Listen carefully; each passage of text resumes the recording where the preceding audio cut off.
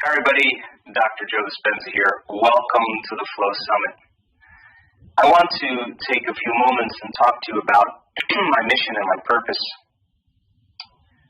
Since 1986, I have had a sincere interest in demystifying the mystical so that people have within their reach all the tools to begin to create a better life for themselves. And when I started this journey, most of the science that supports where we are today was limited. But if you look at some of the contemporary models of science, and I think that science is the contemporary language of mysticism, that building a model of understanding to help people understand what they're doing and why, how to create a better life for themselves, allows the how to get easier. And if you can combine a little quantum physics with a little neuroscience, with a little endocrinology, with a little psychoneuroimmunology, the mind-body connection, or even epigenetics, each one of those sciences are sciences that speak to possibility. And so I now know, since 1986, that this is a time in history where it's not enough to know. This is a time in history to know how. And when people begin to gain knowledge and information, knowledge is the precursor to experience. And every time they learn new things, they make new connections in their brain. Their learning is making new synaptic connections. So it starts in the mind. It starts with a thought. So as you begin to learn new knowledge, and you begin to assemble new neurological structures, the key then is to be able to repeat that information, to review it, to study it, to talk about it. And if you take a group of people and you put them together that are interested in evolving their understandings and creating a better life for themselves, or seeing if their thoughts have some effect on their destiny, that knowledge then is information. And information and knowledge creates awareness, and awareness is consciousness, and you can't have consciousness without energy. So people, as they learn knowledge, they begin to change their energy. If they can review that information and they can talk about it, and share it with one another, build a model of understanding, then they begin to fire and wire those circuits in their brain, and they begin to remember that information. So as they talk about it and they build that model, they're installing the neurological hardware in their brain in preparation for an experience. So then when they take that knowledge and they personalize it, they apply it, they demonstrate it, they initiate it in some way, and they do something differently, getting their behaviors to match their intentions or their actions equal to their thoughts, getting their mind and body working together is going to create a new experience. Now, experience then, the beauty of experience is that experience then further enriches the brain. In fact, when you're in the midst of an experience, then gangs of neurons or jungles of neurons begin to organize themselves into networks, reinforcing the philosophical circuits, the intellectual information. And the moment those neurons begin to organize into networks, the brain makes a chemical, and that chemical is called a feeling or an emotion. And the moment you start to feel the emotions of a new experience, whether you start feeling abundant, or you start feeling free, or you're inspired, or more compassion or love for life, that's the moment you're teaching your body chemically to understand what your mind is intellectually understood. So if knowledge is for the mind and experience is for the body, and we can say that experience causes you to embody the truth of that philosophy in your body, that means then you're beginning to change your genetic destiny. You begin to rewrite your biological program. The key, though, is not just doing it once. The key is to be able to reproduce the experience, to begin to make it a skill. And if you can keep applying, doing it over and over again and practicing it, over time you're going to neurochemically condition your mind and body to begin to work as one. And when you've done something so many times that your body now knows how to do it as well as your mind, now it's becoming more innate in you, and you're beginning to master that philosophy. It's becoming easy, it's becoming automatic, it's becoming effortless, it's becoming more natural for you. And in fact, you know how to do it, but you don't know how you know how, and you're moving into a new state of being. So then my interest and my passion is to teach people how to go from from philosophy to initiate, to master, from knowledge to experience to wisdom, from mind to body to soul, from thinking to doing to being, and from learning it with your head, applying it with your hands, and knowing it by heart. And I believe that we have all the neurological and biological machinery to do this, and I can say now without a doubt that common people around the world are doing the uncommon. And that's an exciting time because they're healing themselves of diseases. Some of them are genetic disorders that science and medicine had no solution for. They're creating new jobs, they're creating new opportunities, they're creating new relationships, they're creating new careers, they're having mystical experiences that are changing them forever. And the beauty behind this is that it's a formula, and nobody is excluded from the formula. And just like anything else, it takes practice in the beginning, but as you develop the skill, it'll get easier. So then what are the limits that we have as human beings as we face crisis or we face disease or diagnosis and loss? Do we typically use something outside of us, something to change how we feel inside of us? And that's for the most part the old model of reality, but people are beginning to learn how to self-regulate. They're learning how to change their internal state of being without relying on something outside of them. Now, what's the importance behind that? They tend to be more self-reliant, and they tend to resolve issues in their lives without relying on anyone or anything. So demystifying the process since 1986 has been my journey. And I started looking at, after my own personal injury and my own experience of healing, I started looking at other people that had similar health conditions or had chronic health conditions, and they were treating conventionally or unconventionally, and they were staying the same or getting worse, and all of a sudden they got better. And so I traveled to 17 different countries and looked to see what the commonalities were with these people, interviewing hundreds and hundreds of people that had spontaneous remissions from disease. And it turns out they had four common things. First thing is that they believed that there was an intelligence that lived within them that was giving them life. And this intelligence, of course, is a consciousness, and consciousness is awareness, and awareness is paying attention. So they began to realize that this intelligence that was giving them life was keeping their heart beating and digesting their food and organizing those trillions of functions that happen on a moment-to-moment basis in our body. That body in the expression of life is a miracle in and of itself, and that they realized that they couldn't do the healing, that this intelligence could heal way better than them. So they decided, to develop a relationship with this intelligence, to take time and connect with it, to begin to commune with it, to give it some instructions, to give it a plan, a template, and begin to decide that if they had a relationship with it, if they could be present with it, and design some future outcome. And once they were clear and felt good about that intention, that they could surrender that creation, surrender their disease to a greater mind, and begin to replace it with a new idea of who they wanted to be. And that intelligence then began to respond and began to make changes in their health.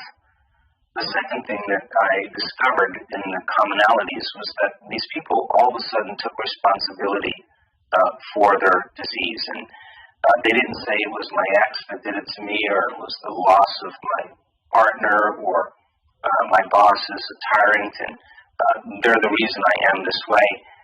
They got beyond that state of victimization, and they realized that it was the mismanagement of their own thoughts and emotions that created their disease. Now, this is an important moment because most people have crisis or trauma in their life, and the stronger the emotion that they feel from some condition in their life, more altered they are inside of them, the more they pay attention to the cause, and that's when the brain freezes an image, and that's called a memory.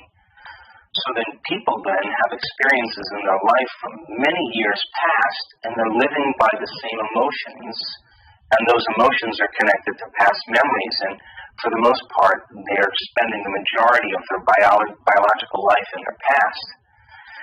So then those emotions tend to influence our thoughts. Those thoughts make certain chemicals for us to feel the same emotions. The same emotions influence our same thoughts, and the brain makes the same chemicals, and people get caught in these loops of thinking and feeling and feeling and thinking.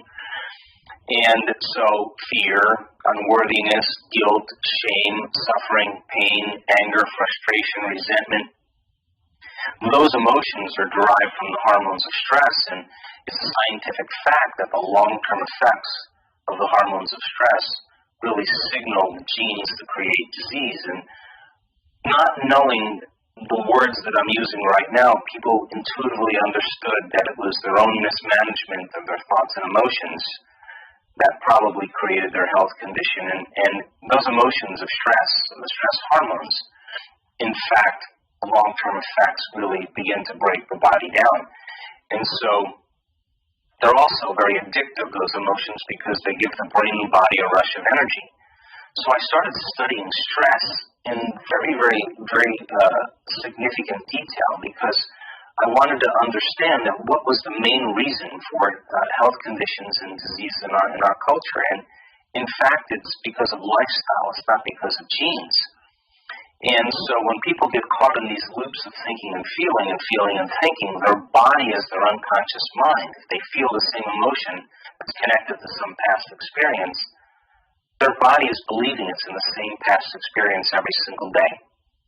And I started looking at the concept of epigenetics. And epigenetics says that genes don't create disease. It's the environment that signals the gene that creates disease.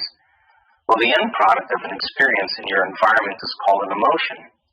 So if you're living by the same emotion every single day, and those emotions are derived from the hormones of stress, in a sense, you're signaling the same gene every single day, and the body's not getting any new information from the environment. And if you do that over and over again, now you're headed for a genetic destiny. So I started to realize the effects of emotional and psychological stress, which are far greater than physical stress or physical trauma or chemical imbalance or chemical stress, that most stressors or stresses end up as psychological or emotional stress. And people become addicted to these emotions, and I realized that they use the problems and conditions in their life to reaffirm their addiction to some emotion. They really look for the circumstances in their life that can trigger that emotion that makes them feel something. And just like an addict that's addicted to a drug or a chemical, having the ability to go through the withdrawals of suffering, to go through the withdrawals of anger and hostility and judgment, requires a tremendous amount of consciousness and awareness and a tremendous amount of will. And so these people that began to heal started to give up those emotional states and forgive their past, forgive themselves, forgive the people in their past, and start to take responsibility for themselves. And it was really interesting, because as I was doing the interviews, I also realized that people began to become aware that they were addicted to the life that they didn't even like. And if they were truly going to change themselves, they had to break those addictions and change the view of the way they perceive their life. In other words, we don't see things how they are, we see things how we are. And so there was a strong change that took place by overcoming these emotional states and stopping the cycle of thinking and feeling. And when you do break that redundancy of that cycle, the challenge is that you feel unfamiliar. Things start to feel uncomfortable because you're no longer in the known state. But the redundancy of thinking and feeling and feeling and thinking over time conditions your body to subconsciously become the mind of that emotion, which means then to change is to be greater than your body, the body that's been conditioned to be the mind. So the body then emotionally typically lives in the past because the emotion is stored in the body. So then a person then who wants to create a new future and change something about themselves literally has to transform that emotion, that fear into courage, that pain into joy, that anger into compassion, that hatred into love. And this takes a great effort and a great persistence. And so people then, when they think about their problems, when they think about the challenges in their life, if they're thinking about them and the thoughts producing an emotion that's associated with it, then in a sense they're turning on the same stress response just by thought alone. And I started realizing that we all do this, which means then we are addicted to our thoughts, and our thoughts can literally make us sick. So then I thought, well, if our thoughts could make us sick, can our thoughts make us well? And so it caused me then to realize that the greatest habit that we have to break really is the habit of being ourselves, because so many people are programmed to act and think and feel in certain ways. Why?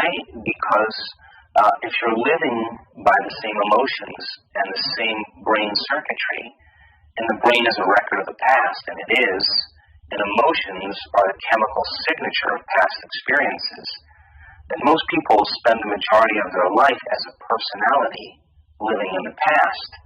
Well, if they're in their familiar past, then they crave their predictable future because they're looking for the same feelings to reaffirm who they think they are. So to change then is to execute a will that's greater than the body as the mind, to execute a will and a persistence that's greater than a program. And so then you have to become conscious then of your unconscious thoughts. You have to begin to pay attention to how you speak and how you act. You have to look at emotions that you live by on a daily basis and feel, and all of a sudden name those emotions as guilt or suffering or unhappiness, and realize that it's okay to observe those states of mind and body, and to know yourself so well and become conscious of those unconscious states, so conscious that you don't go unconscious the rest of your day. So if you wake up every morning and you run through the same routine as you did the day before, then it makes sense that your familiar yesterday is going to be your predictable tomorrow. And people do this 95% of the time. They're just programmed to demonstrate the same behaviors, think the same thoughts, create the same experiences, all to reaffirm the same emotion that reaffirms their identity. So then breaking that routine then requires another act of will, a will that's greater than the program, because most people lose their free will to a program, and their body's being dragged into a predictable future based on what they did in the past. In fact, the habit, which is a redundant set of automatic unconscious thoughts, behaviors, and emotions that's acquired through repetition, it becomes the habit of being yourself. And so I realized that the greatest habit we have to break is the habit of being ourselves. So then I started thinking, wow, how we think, how we act, and how we feel is called our personality, and our personality really creates our personal reality. So then if you're going to change your personal reality, you're going to change your life, you have to change your personality.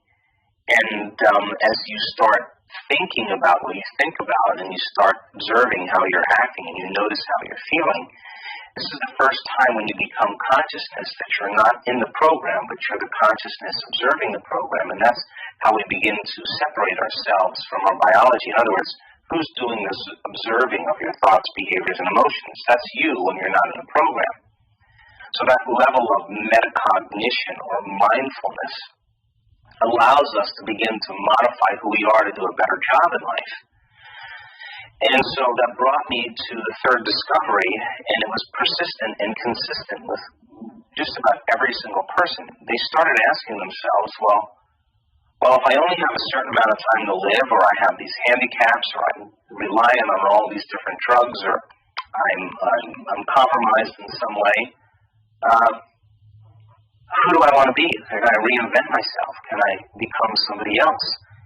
And people started to literally begin to think differently. They started to say, what thoughts do I want to fire and wire in my brain? What do I want to believe in?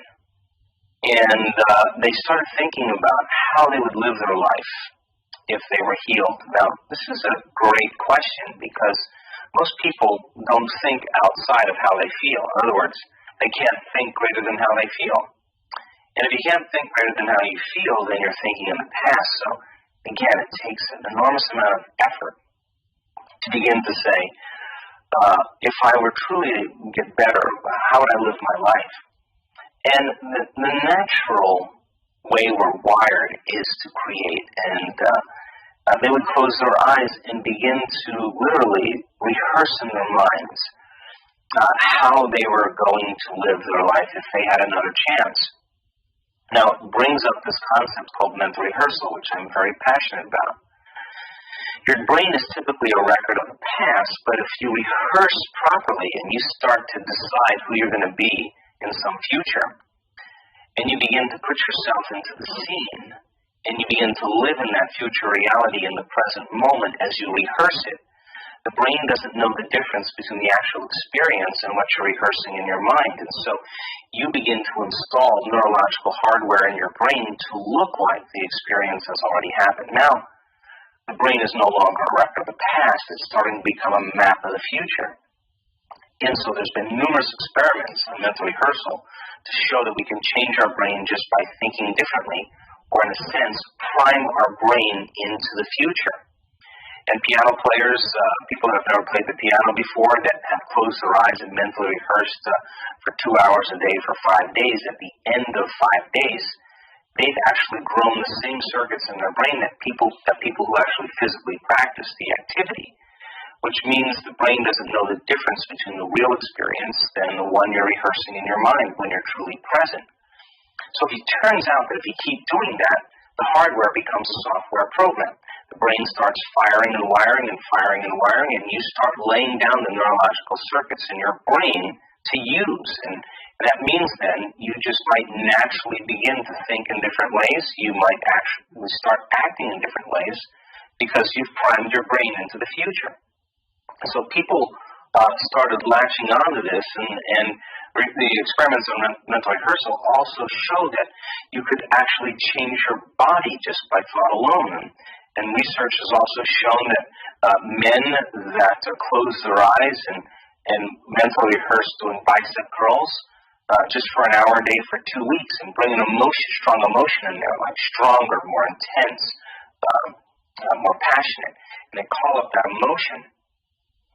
At the end of 2 weeks, their biceps are 13% stronger, but they never lifted a weight, just like the piano players never lifted a finger.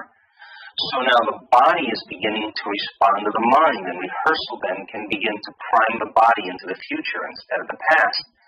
So I started exploring all this research on mental rehearsal, and it started to make sense to me then that people were going from one personality, thinking, acting, and feeling, becoming so conscious of their unconscious self that they would never go unconscious again. And at the same time, they were creating consciously a new self and repeating it so many times that they were unconsciously becoming that person. In other words, the firing and wiring made it easier for them to act and think that way.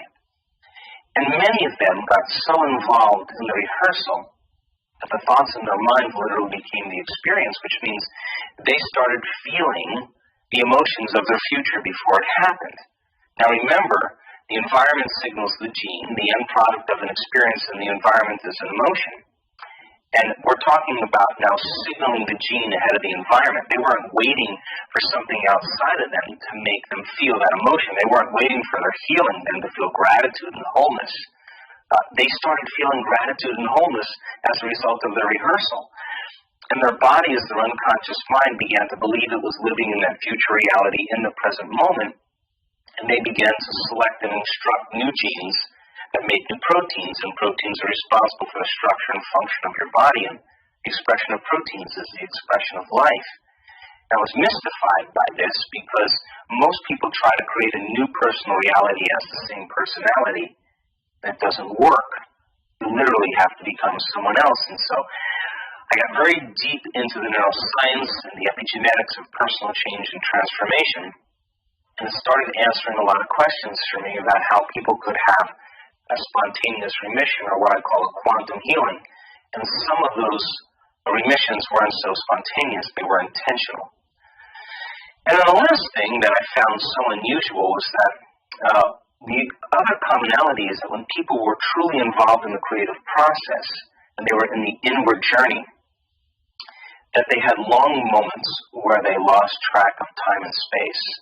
They were so much in the present moment that when they opened their eyes from their inner work and connecting to that intelligence and becoming conscious of who they no longer wanted to be and becoming conscious of who they did want to be, that when they opened their eyes, they expected it to be 15 or 20 minutes later, and it was like an hour and 20 minutes later. And what was the science or the physiology behind that? And it turns out that the creative center, the frontal lobe, which is 40% of your entire brain, is really the workshop of possibilities. And as they were selecting new possibilities from the quantum field and beginning to live in that future reality in the present moment, they were combining a clear intention with an elevated emotion. They were disconnecting from all the people and objects and things and places in their outer world. They were sitting still in their body and their brain was entranced, and they forgot that they had a body. They forgot about people in their life. They forgot about their cell phone, objects in their life. They forgot about their computer, their home. They even forgot about the place where they were sitting or the place they needed to go. Their body relaxed into the present moment, and they got beyond time. And in a sense, they became nobody, no one, no thing, nowhere, no time. And I thought, wow, how does that work in the brain? And the frontal lobe actually is like a volume control. And it lowers the volume to the circuits in your brain that have to do with everything known to you. It shuts out all the stimulation in your outer world. It shuts down the sensory mechanisms and motor senses in your body. And it literally cools off the circuits of where you think you need to be at a certain time. And that's when the thought in your mind literally becomes the experience. And when you lose track of space and time from a quantum perspective, you're leaving this three-dimensional reality and you're entering the world of possibility. And so then Einstein said that time and space are not conditions in which we live, but modes in which we think. So they were so in the present moment that they weren't trying to predict the future or living in the past. And the quantum model of reality says that all possibilities exist in the eternal now. So this opened the door for me to start investigating quantum physics, because what was that all about? Quantum physics says subjective mind begins to produce an effect on the objective world. That means mind and matter are so commingled that it's impossible to separate the two. But then when I started talking to colleagues of mine that were quantum physicists, they would always say to me, well, mind and matter are actually inextricably combined, but it only happens on the subatomic level, subatomic level of electrons and photons, but not on the big scale of objects and things. That the observer effect, scientists go to measure an electron, and it turns from a field of energy, possibility, it could be anywhere around the nucleus of the atom, and it collapses into a particle called collapsing the wave function of the quantum event. And when Einstein and Planck began looking at this, the tiny world of electrons and photons didn't behave like the large world of apples falling from trees or rotation of planets around the sun. It was a very different, unpredictable world. Whereas Newtonian physics was very predictable, the quantum was very unpredictable. So they knew that the electron was going to collapse from energy into matter as a particle, from a wave to a particle, but they couldn't predict where. So it began my interest because my colleagues would say that only works for the very tiny, but not for the very large. The observer does have an effect on the subatomic world, but not on big events in our lives. I used to say to them, well, maybe we're just poor observers. Maybe we can master the skill of observation. So when I started investigating quantum physics then, I wanted to understand how we could exert greater effects on the nature of reality. And when we live by the hormones of stress, believing that we're a body, because the hormones of stress cause us to be aroused, and the adrenaline causes us to focus on our body, that the rush of adrenaline causes us to pay attention more to our outer world, to people and objects and things and places, and to obsess about time. So if our attention is on the body, the environment, and time, then where we place our attention is where we place our energy. Then all of our attention and energy is invested into this three-dimensional reality. And if it's invested in this three-dimensional reality, that's where all our energy attention is, then we have to play by the rules of Newtonian physics, which means that everything that we want to create is going to take time, or better yet, we're in the illusion of matter, and we are matter trying to change matter. And when we're that, we're always trying to control and force and predict outcomes in our life. And so then, how do we go as a consciousness, taking our consciousness out of this three-dimensional reality and begin to become comfortable in a place where you have no body, where there's no one, there's no thing, there's no place, and there's no time? And can we exist as a consciousness in this realm called the quantum field? And if we're a consciousness in the field, and Einstein said the field is the sole governing agency of the particle. He didn't say the particle controls the particle, he said the field controls the particle. If we can get to the place of living in that field as an awareness, as a consciousness, dissociated from everything material, then we're disinvesting our attention and energy out of this three-dimensional reality, everything that's known, and we're investing our attention and energy in the unknown. So if you can invest your attention and energy in the unknown, it makes sense then that you're in the realm of possibility. And the longer you can connect to the unknown, the more you create new opportunities in your life. So I thought, well, now that I understand this, I wrote a book about it called Evolve Your Brain, and then I was in a documentary called What the Bleep Do You Know, and that began people's awareness to begin to think about the philosophy of this, all these sciences. But when we started doing conferences all around the world, and we had panel discussions, I paid attention to the questions that people asked. And the questions were, okay, so our thoughts create our reality. That sounds really great. I understand that, so I may watch the movie several times to understand it. Then they said, well, now that I understand that, how do we do it? And I thought that was a brilliant question. The second question was, okay, our personality creates our personal reality. If I want to create a new personal reality, I got to change my personality. Why is it so hard to change? I thought that was even a better question. And then people asked, well, what do you do?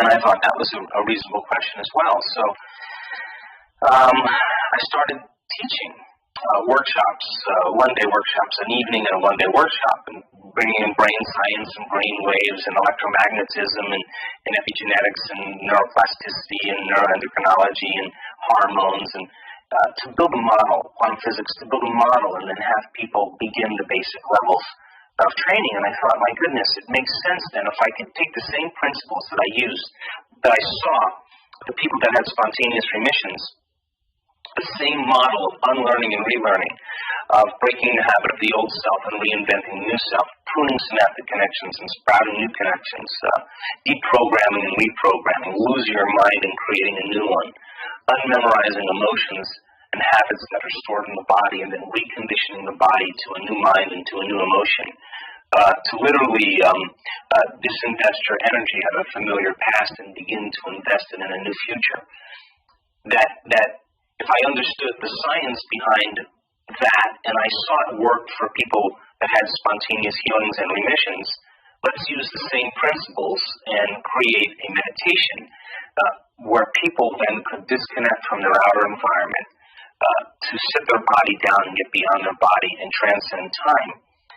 And the purpose of meditation then is to begin to think and feel independent of the conditions in your outer world, and change the way you think and feel to see if you can begin to produce effects in your outer world, and to get beyond the analytical mind. And what separates the conscious mind from the subconscious mind is the analytical mind. And it turns out that when we're driven by the hormones of stress, the arousal of those chemicals causes us to overanalyze, to become overfocused. It causes us to begin to become overcritical. It causes us to loop in our brains. So when we're living by the hormones of stress, of course, we're narrowing our focus on matter because that's where the danger is.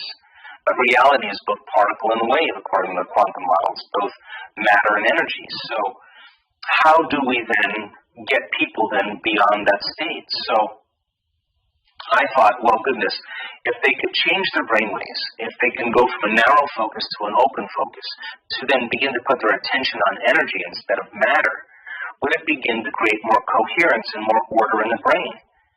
And At the same time, would they be able to change their brainwaves? And if they slowed their brainwaves down, would they get beyond their analytical mind and then enter the operating system where all those programs exist, subconscious programs that make up 95% of who we are by the time we're 35? And in 1986, I got the call. I was in a triathlon in Palm Springs, California, and I was in the biking portion of the race. And I was coming up to this intersection, and there were two cyclists that were turning onto another road. And there was a police officer that was standing on the opposite side, and he was pointing at me, and he was telling me to turn and to merge onto this road. And so I was locked in on him, and I wasn't paying attention to the road. And the problem was he had his back to the oncoming traffic. So as I made the turn, a four-wheel drive Bronco going about 55 miles an hour hit me from behind and catapulted me out of my bicycle. And I landed on my lower back and my buttocks. And when you land very hard, the compressive force basically puts a downward pressure on the vertebrae. And the compressive force compressed 6 vertebrae in my spine. The 8th thoracic vertebrae, the 9th thoracic vertebrae, 10, 11, 12, and the first lumbar vertebrae.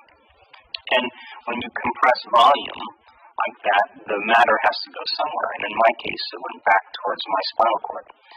One of the vertebrae, the 8th thoracic vertebrae, was more than 60% collapsed, and the neural arch where the spinal cord passed through had broken like a pretzel. So I had multiple compression fractures of my thoracic spine and upper lumbar spine.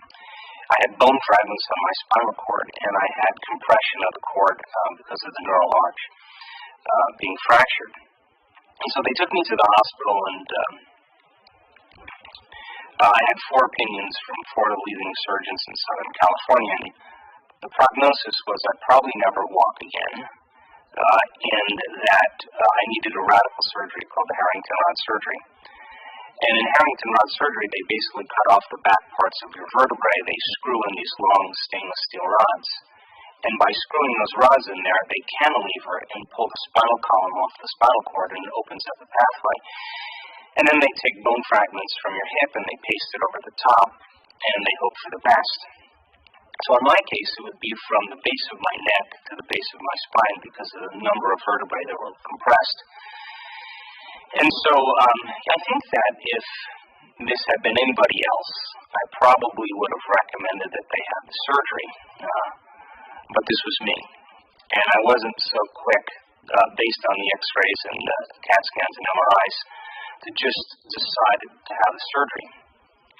And so I think one of the biggest things about making a choice when you're indecisive, it's one of the difficult times because you're weighing what you know against what you don't know. And you reach this point in your life where it's like a dark night of the soul, because when you realize that nobody has the answers to your problems but you, then you start this process of stepping out into the unknown. Now, in 1986, in Southern California, not a lot of people were going against convention, whether it was scientific convention or medical convention or social convention or religious convention. But I think that when you step outside of convention, that's the definition of a miracle. So when you do something like that, you're always considered foolhardy or insane until you pull it off, and then you're a saint or a mystic or a genius. So I decided for myself personally that I was willing to step out into the unknown. I couldn't imagine myself living on addictive medications for the rest of my life or being in a wheelchair. And so I decided to check out of the hospital. And I just had this one thought, and the thought was the power that made the body heals the body. And I couldn't stop thinking about that because I knew that there's an intelligence that's giving us life that keeps our heart beating and digesting our food. And that consciousness is awareness, and awareness is paying attention. So it must be observing or paying attention to who I am. So I decided that I was going to make contact with this intelligence. And I was going to give it a plan, a template, a design. I was going to get very specific on what I wanted. And when I was happy with my creation, I was going to surrender this creation to a greater mind because it knows how to heal way better than I do. And the second thing I said was, I'm not going to let any thought slip by my awareness that I don't want to experience. Now, this sounds really easy from an intellectual standpoint, but I learned very quickly that I couldn't get my mind to do what I wanted it to do. And when we're in crisis or trauma, like I was, we tend to focus on what we don't want to have happen instead of what we do want to have happen. So, out of the infinite potentials that exist for us as human beings, I was selecting the worst case scenario over and over again in my mind and embracing that emotionally and being prepared for that event, because if anything less happened, I would have better chances of survival. And I think when we're in crisis, it's those survival chemicals, those hormones of stress that prepare us for the worst case scenario. So I would start off in my mind reconstructing my spine vertebrae per vertebrae, and then I'd start thinking about living in a wheelchair. And then I'd become aware that I was focusing on what I don't want to have happen instead of what I do want to have happen, and I'd stop and realize that I'd have to start all over. And the reason being was because this intelligence is a presence. And just like when you know someone is present with you, they're paying attention to you, and you know when they're not, and they're distracted. So I reasoned that I had to be completely present with it, and it had to get a very clear signal, a very clear plan. So I would start all over again and start reconstructing my spine, and then I'd start thinking about, should I sell my home, should I sell my practice? And I'd stop again, become conscious, and then I'd get frustrated, and then I'd get impatient, and then I'd get angry, and then it would just get worse. And so for 6 weeks, I went through this incredible dark night of the soul, because I couldn't really get my mind to do what I wanted it to do. And it would take me about 3 hours, closing my eyes and reconstructing every single vertebrae, and starting over again every time I lost my attention. And then I was never satisfied really with the way it was, the way I did it, but I would just keep going. At the end of 6 weeks, I went through the whole entire process without losing my attention. And it was like I hit a tennis ball in a sweet spot. Something clicked. In that moment, I clicked. And I knew in that moment that something happened. And what was taking me 3 hours to do, I was able to do in 45 minutes. And at the time, I didn't know it, but I was firing and wiring new circuits in my brain every single day. And I was literally improving my ability to pay attention. And attention is a skill, just like golf or tennis. The more you practice it, the better you get at it. So I wasn't going anywhere. I wasn't doing anything. I was basically laying face down, and I had a lot of time on my hands. So this was the object of my affection. At that time, when I was able to go through that whole rehearsal, I started noticing significant changes in my body. My pain levels dropped and diminished immediately. Some of the neurological problems I was having were improving. Numbness, tingling, my motor functions started coming back. And the moment I correlated what I was doing inside of me with the effect that I was producing outside of me, I started paying attention to what I was doing and did it with more passion and more enthusiasm instead of dread and frustration.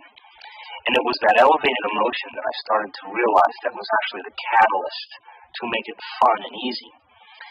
And then I just started thinking about if I was ever able to walk again, what did I take for granted, like a sunset or a shower or sitting with my friends and enjoying a meal. And all of a sudden I started selecting potentials in the quantum field that were no longer based on the worst case scenario, but really some future possibility. And I began to emotionally embrace and experience it completely, whether it was a sunset on the beach or a shower, I would live it and emotionally feel it.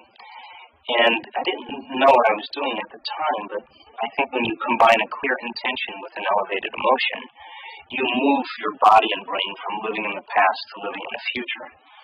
And the brain and body actually don't know the difference when you're truly focused and paying attention between what's going on in your outer world and what's going on in your inner world. And the very process of the elevated emotion began to convince my body that I was living in that future reality in the present moment, because the body's the unconscious mind that doesn't know the difference.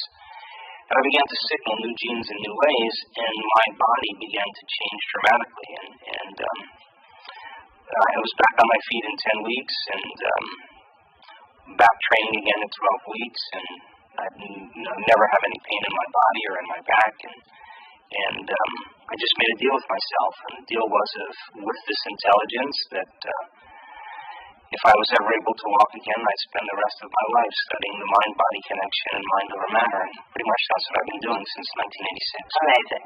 I was just going to have you do kind of an overview of how our thoughts and emotions affect our biology, and can either create disease or return us back to health and homeostasis. Okay.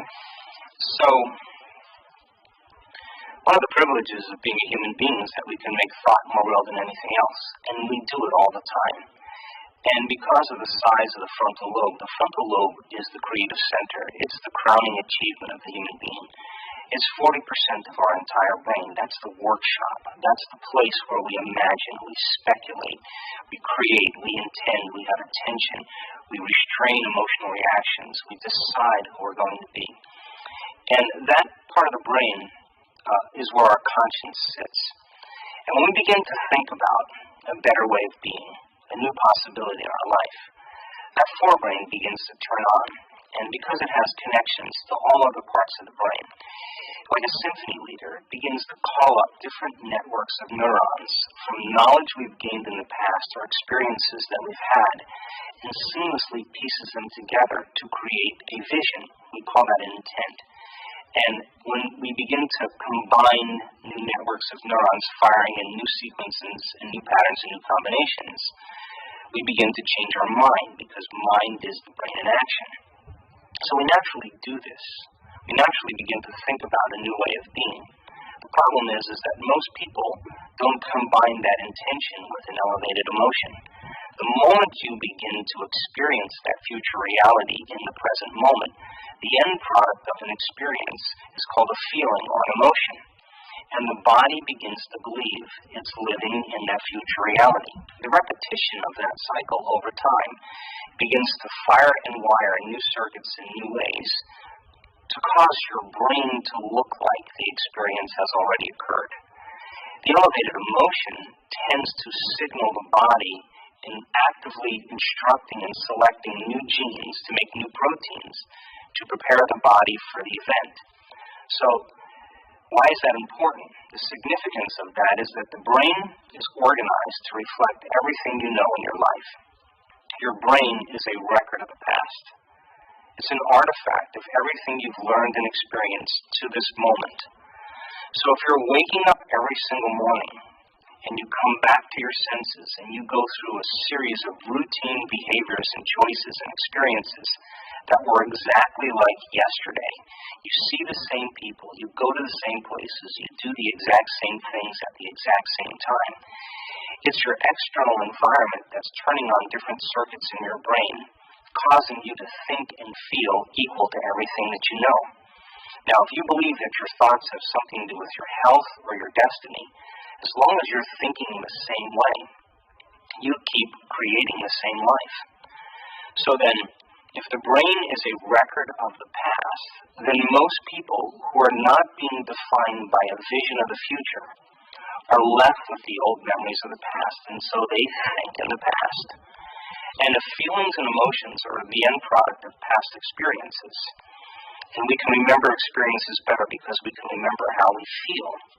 If you're waking up every single morning feeling the exact same way as you did days before, number one, it means nothing new is happening in your life.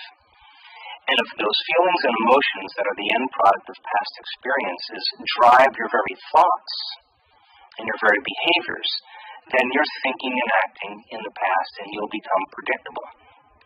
So then if those emotions are driving certain thoughts, and those thoughts are creating certain emotions, and those emotions are driving certain thoughts, the repetition of that cycle of thinking and feeling begins to create a state of being. In other words, thoughts are the language of the brain, and feelings are the language of the body. And how you think and how you feel creates a state of being. So most people have experiences in their life that brand them emotionally. They feel fear, they feel anger, they feel bitterness, they feel frustration, they feel insecurity. And those emotions then become part of their identity. So once they think certain thoughts that turn on certain circuits in their brain that are equal to their insecurity, and then they feel insecure. The moment they feel insecure, they think more insecure thoughts, which makes more chemicals for them to feel insecure. And the repetition of that cycle over time conditions the body to subconsciously become the mind of insecurity. So then the person says, I am insecure. And whenever you say, I am anything, you're commanding your mind and body towards a destiny. So then most people's biology is, for the most part, their past. And so if you're not being defined by the vision of the future, some new possibility in your life, you're only left with the old circuitry in your brain and the old emotions of the past. So the question then is, can you believe in a future that you can't see or experience with your senses yet, but you've thought about enough times in your mind that your brain is literally changed to look like the experience has already occurred? Now, the latest research in neuroscience says you can change your brain just by thinking. So then, as you begin to think about a new possibility, and your brain begins to fire in new sequences and new patterns and new combinations, and you begin to plan your behaviors, and you begin to review in your mind, mentally rehearse who you're going to be in your life, the mere action of mental rehearsal begins to install the neurological circuits in your brain, the hardware, to look like the event has already occurred. If you keep revisiting that same thought in that same sequence, the hardware becomes a software program. Now your brain is no longer a record of the past. Now it's in fact a map to the future. And if you were then to begin to emotionally embrace your future before it's made manifest, in other words, you're not waiting for your healing to feel wholeness. You're not waiting for your new relationship to feel love. You're not waiting for the mystical moment to feel awe. You're not waiting for your success to feel empowered. That's the old model of reality of cause and effect. Waiting for something outside of us to change how we feel inside of us. And then when we feel differently inside of us, we pay attention to whoever or whatever caused that. That's the memory. That's how we create associative memories. But this model is about causing an effect, which means you have to feel awe for the mystical moment to occur. You have to become empowered in order to create your success. You have to feel wholeness in order for your healing to occur. We have to feel love for ourselves and love for life in order for us to have love in our life. And so then to instruct people how to teach their body emotionally how that future could feel like before it's made manifest, if they do it properly, their body as the unconscious mind begins to believe it's living in that future reality in the present moment. And they're beginning to signal new genes in new ways that begins to change their body to look like the event has already occurred. So can you then select a new potential in the quantum field, infinite potentials in the quantum field, and begin to emotionally embrace that future reality before it's made manifest to such a degree that your body as the unconscious mind is believing it's living in that future reality in the present moment, and you're changing your body by thought alone. Now, if there's physical evidence, neurologically, biologically, chemically, genetically, in your brain and body to look like the experience has already occurred, then relax, because the experience is going to find you. And it's going to come in a way that you least expect. Now, this is the significance of that. It has to come in a way that we least expect, because if we can expect it, it's nothing new. It's more of the known. It has to catch us off guard. It has to surprise us, and it has to leave no doubt that what we've done inside of us produces some effect outside of us. And when we can correlate the changes we've made inside of us with the effects we've produced outside of us, we pay attention to what we've done and we do it again. And that's called human empowerment. And I don't think there's a person in the world that's so special to be excluded from this phenomenon. So, common people around the world right now are doing the uncommon, because I think this is a time in history where it's not enough to know. This is a time in history to know how. And if you can combine the latest research in quantum physics, with neuroscience and neuroplasticity and neuroendocrinology and psychoneuroimmunology and epigenetics. All of those sciences point the finger at possibility. And so learning it is one thing. That's philosophy. It's theory. It's knowledge. It's analytical information. But when you take that information and you apply it, you personalize it, you demonstrate it, it means you're going to have to initiate some actions. And when you begin to change your behaviors, and you can get your behaviors to match your intentions, you are going to have a new experience. Now, philosophy, learning information, creates new synaptic connections in the brain. That's what learning is. Learning is forging new circuits. Remembering is maintaining them. But when you take that philosophical information and you begin to apply it to your life, if you do it properly, you should have a new experience. And the new experience then, through all of the sensory feedback from your environment, begins to enrich the circuits in your brain. And when those circuits string into place, the brain makes a chemical, and that chemical is called a feeling or an emotion. The moment you feel the emotion from the experience, now you're teaching your body chemically to understand what your mind is intellectually understood.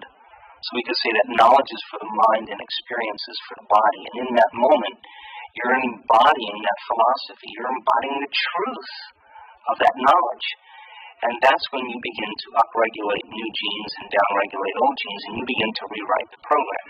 Which means the book on compassion is no longer theory. You're feeling compassionate. The book on leadership is no longer philosophical information. You're becoming a leader. The book on a patient parent is no longer just about some conversation about how you're going to be more patient. You actually feel like you're overcoming your impatience. So if you're able to do that once, then you should be able to reproduce it. And if you can reproduce it over and over again, the same experience, you will begin to neurochemically condition your body to know how to do it as well as your mind. And when your body knows as well as your mind, or the mind and body merge as one, now it's innate in you.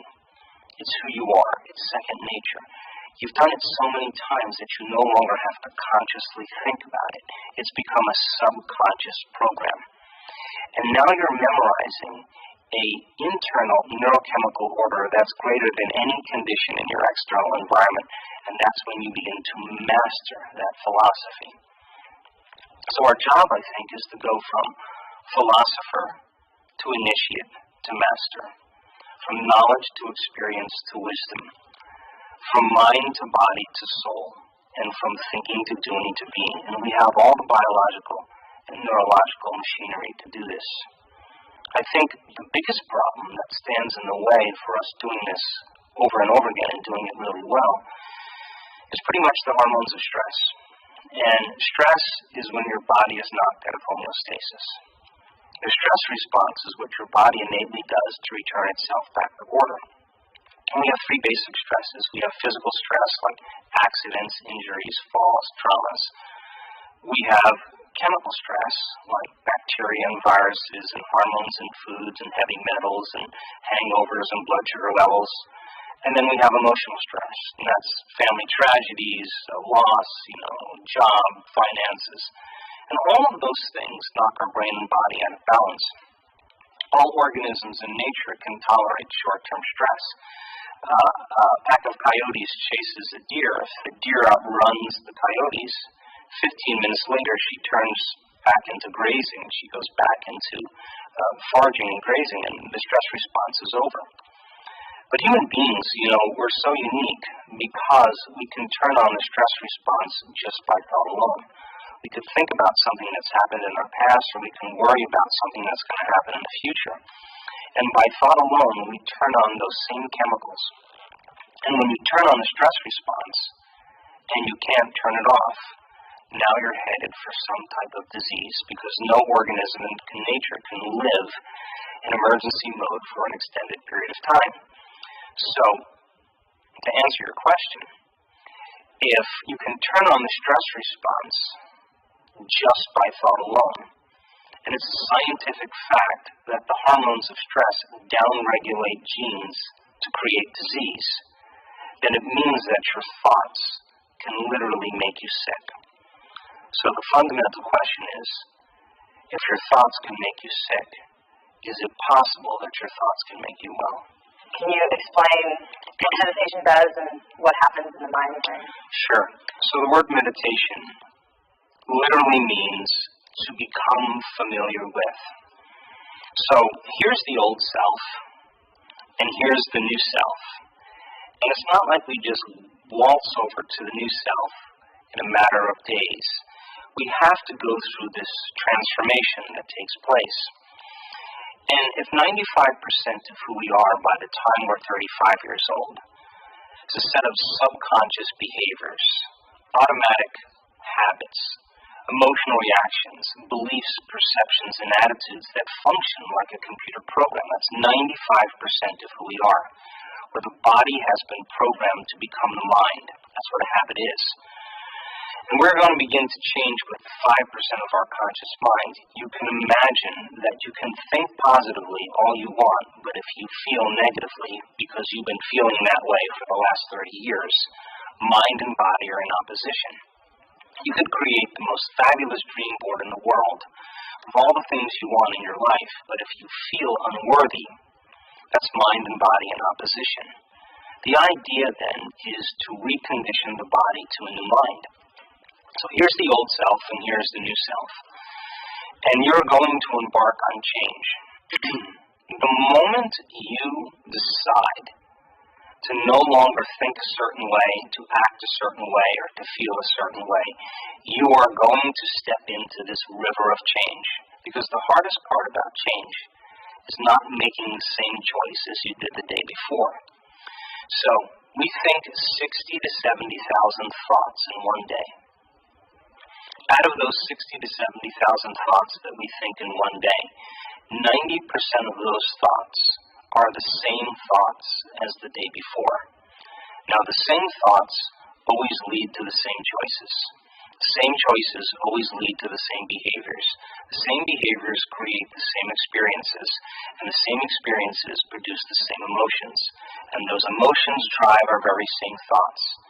Our biology, our neurocircuitry, our neurochemistry, our neurohormones, and even our genetic expression stays exactly the same. So now, there's a principle in neuroscience that says that nerve cells that fire together wire together.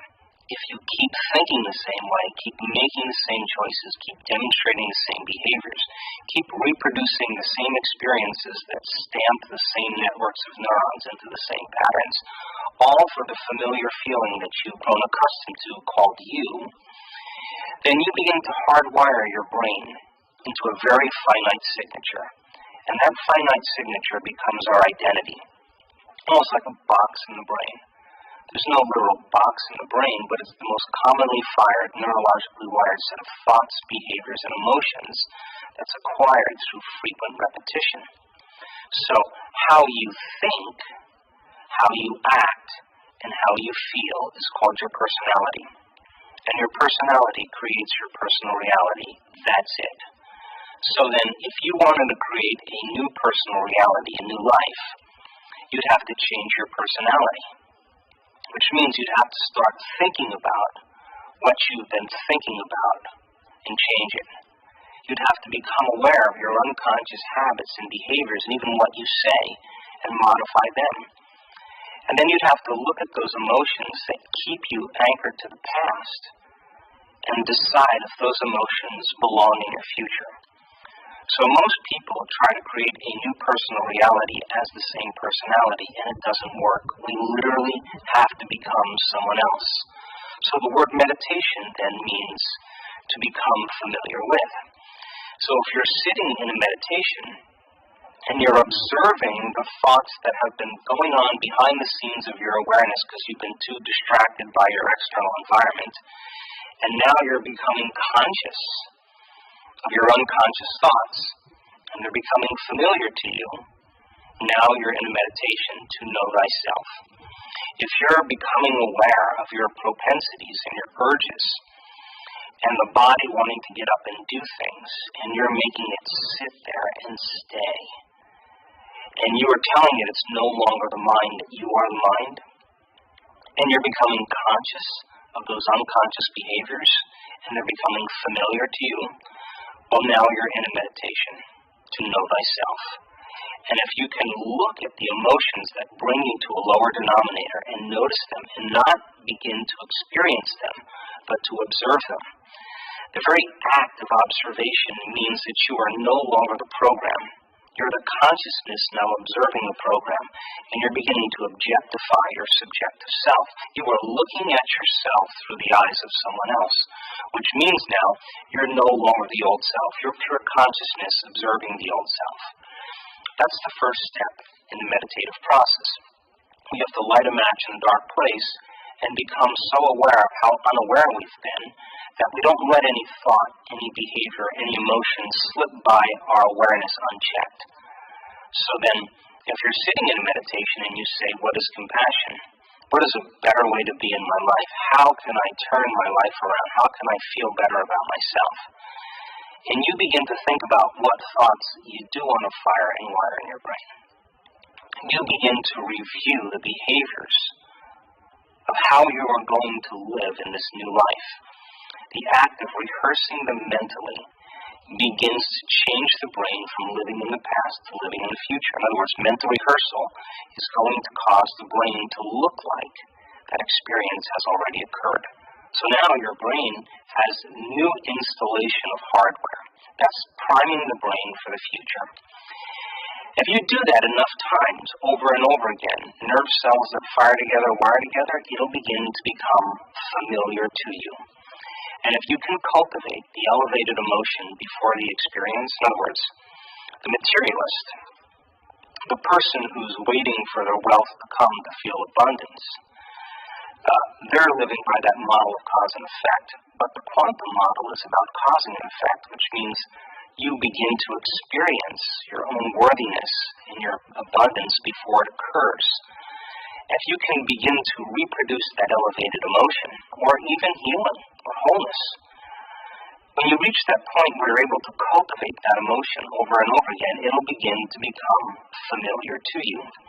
So the process of change in the meditative model requires unlearning and relearning. It requires breaking the habit of the old self and reinventing a new self. What we say in neuroscience, pruning synaptic connections and sprouting new connections, unfiring and unwiring and refiring and rewiring, unmemorizing emotions that are stored in the body and then reconditioning the body to a new mind and to a new emotion. No longer signaling the same genes in the same way, but signaling new genes in new ways. Beginning to pull your energy out of the past and beginning to invest your energy into the future. So we use the model of meditation because it's important for people to disconnect from their external environment. If you close your eyes and you eliminate all the distractions from your outer world, the people and things and places, all of a sudden your brain waves are going to begin to change. And you're going to have less attention on your outer world. And if you're seeing less and you're hearing less and we play soft music in the background, you'll begin to pay attention to more of what you're thinking and less about what's going on in your life. If you sit your body down and you train it to be in one place without doing anything and experiencing the same events to create the same emotions, you're telling your body that it's no longer the mind, that you are the mind. And if you are no longer thinking about the predictable future or the familiar past, and you are present in the moment, that's the moment your inner world starts to become more real than the outer world, and that's the moment you can begin to make substantial changes in your own personal physiology. So the research that we've done, and we've measured over 3,500 brains in meditation, and I can tell you that without a doubt, that you're at your absolute best when you forget about yourself, when you get beyond yourself, when you become nobody, no one, no thing, no where, and no time. That's the moment you become pure consciousness, and that's the moment you're no longer living as a body in the environment and time. In consciousness, is what actually executes and has the ability to change the brain and body in very unique ways. Now, we already know how to do this. It's just making it a skill. So then people spend the majority of their lives hoping and wishing and wanting and praying that there'll be some type of change within them. But what we're teaching people how to do is not to pray to have their prayers answered, but to get up from their meditations as if their prayers are already answered. Because when they're combining that clear intention of their future with that elevated emotion, they're literally changing their energy, they're changing their brain chemistry, they're changing the way their brain works, they're changing their genetic expression, they're changing their chemistry. They're literally becoming somebody else. And over again, when people do this, it may take them months to turn their disease around. But over and over again, we've seen this. They come back to a certain level of awareness, and the disease is no longer there. And it's almost like the disease existed in the old personality. They're literally someone else. And we've seen it enough times now to know that people reach a certain point with themselves where they feel so whole, they feel so satisfied with who they are, they feel so happy with themselves and their lives that they could care less if they have the disease. And that's the moment it goes away over and over again. So the other thing about meditation that's so important is that the purpose of meditation is to get beyond the analytical mind. Now, what separates the conscious mind from the subconscious mind is the analytical mind. And when we're driven by the hormones of stress, the very cocktail of chemicals that are created from those stress responses begin to cause our brains to become overly analytical. So the problem that most people have is that the moment they're in an emotional reaction, they tend to analyze their life within that emotion. And since that emotion is a record of the past, and the stress hormones are causing you to believe that your outer world is more real than your inner world, it drives the brain further out of balance. And so when you're under stress, you're focusing on objects. You're narrowing your focus on things, on people, on your environment, because that's where the danger is. You're preoccupied with your body because you believe that you're your body when you're under stress, because in antiquity you had to survive by taking care of your body. And you're preoccupied with time. So living by the hormones of stress causes us to focus on three things: the environment, our body, and time. And we begin to become materialists, and we define reality with our senses. So as we narrow our focus on things and objects, and we begin to believe the outer world is more real than the inner world, and we're trying to predict the future based on the past, we get in trouble because the brain gets more and more out of balance. So when the brain is receiving all these chemicals, it moves into a super aroused state. And that super aroused state then becomes common for most people, but it's like driving a sports car in first gear on the freeway. They stay in the state for extended periods of time. So then, when your focus is narrowed in objects and things and people, the danger is that the brain gets locked into this high state, super aroused state, and begins to become very conditioned into believing that what's in front of it is the real world. So why would you take your attention off of your external environment if there's a predator around the corner? Why would you open your heart and trust if you knew that there was danger there? Why would you want to learn when you should be running or fighting or hiding? And more than 70% of the time in the Western world, people spend the majority of their time living in stress.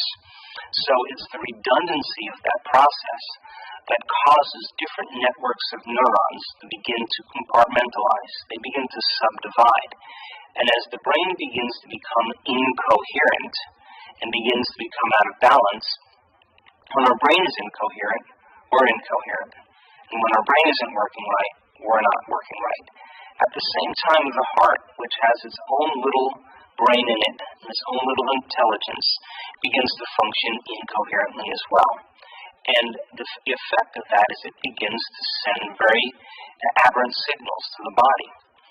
So then, in meditation, when you disconnect from your environment, when you get beyond your body, and you transcend linear time, and the inner world starts becoming more real than your outer world, the moment you forget that you're a name, that you're a gender, that you're a wardrobe, that you're a social security number, that you're a profession, that you're married, that you're single, that you're a vegetarian, the moment that you forget about who you are, your identity, your body, the things you own, the place you live, the place you're sitting, and you forget about time, all of a sudden, it's almost like the ego, the personality, is vacant. And when that occurs, all of a sudden, different compartments of the brain that were once subdivided begin to synchronize. We've measured this over and over again. And what syncs in the brain begins to link in the brain. So as different compartments and communities of neurons and neighborhoods of neurons begin to organize into coherence, into orderliness, you start feeling more whole and more like yourself. At the same exact time that we've seen this occur, all the energy that's sitting in the survival centers begins to move right up into the heart, and the person begins to fall in love with the moment. They feel connected to something greater. When we live by the hormones of stress and we're determining our reality with our senses as materialists, we experience separation from possibility. We think we're separate from everything. We're living in a realm where we're defining reality with our senses, and if we can't see it or smell it or taste it or feel it, it doesn't exist. That's what those chemicals do. But when the energy moves into the heart, it begins to produce a profound magnetic field. When you're living by the chemicals of stress, you're drawing from this vital field around your body, and it's turning into chemistry, and the field around your body begins to shrink. We've measured this, and now you become more matter and less energy, more particle and less wave. Now this is the problem. When people are matter trying to change matter in their life, and it takes a certain amount of time to get what they want because they have to drag their body through space over and over again to finally reach their goals. They try to force the outcome. They try to predict the outcome. They try to control the outcome because instinctively they're matter trying to produce an effect in matter. When that energy moves into the center and the field around your body begins to expand, you're no longer taking from the field, you are now contributing to the field. When that heart starts to get coherent and starts getting rhythmic and starts getting organized, it's like dropping a pebble in water. It's producing a wave. And if you can sustain this state, you're dropping pebble after pebble after pebble, and it's creating waves that keep going out. You're sending a signal out into the field. If you can feel profoundly and deeply, and you can feel richly, you're dropping bigger stones in the water and they're producing bigger waves. Now, all energy is frequency, and all frequency carries information. And if you had the intent of whatever it is that you wanted to be carried on that wave of energy, that elevated emotion, you would begin to broadcast a new signature into the field. And whatever you broadcast into the field is your experiment with destiny. And the longer your consciousness can linger in that energy, now you are calling your future to you. You are collapsing time, and space is moving towards you because you're creating from a realm beyond matter. You're more energy than matter in this realm. And when that occurs, when the brain is coherent and the heart is coherent, as the heart gets more organized and feels more coherent, it sends a profound signal to the brain. We analyze less, we trust more. We would never try to force the outcome or control the outcome. We trust the outcome because we feel connected to something greater. That state of being can be taught, and it can be sustained, and it can become a skill. And if you're able to regulate those states every single day, and able to get your brain and body working right before you present yourself out into the world, you'll be less likely to react to people and conditions in your life. You'll less likely have your old habits and emotional reactions run who you are. And you'll less likely be thinking about the same predictable future or the familiar past because you'll be present in the moment. And that is when that elegant state is when the miraculous and the uncommon begins to occur.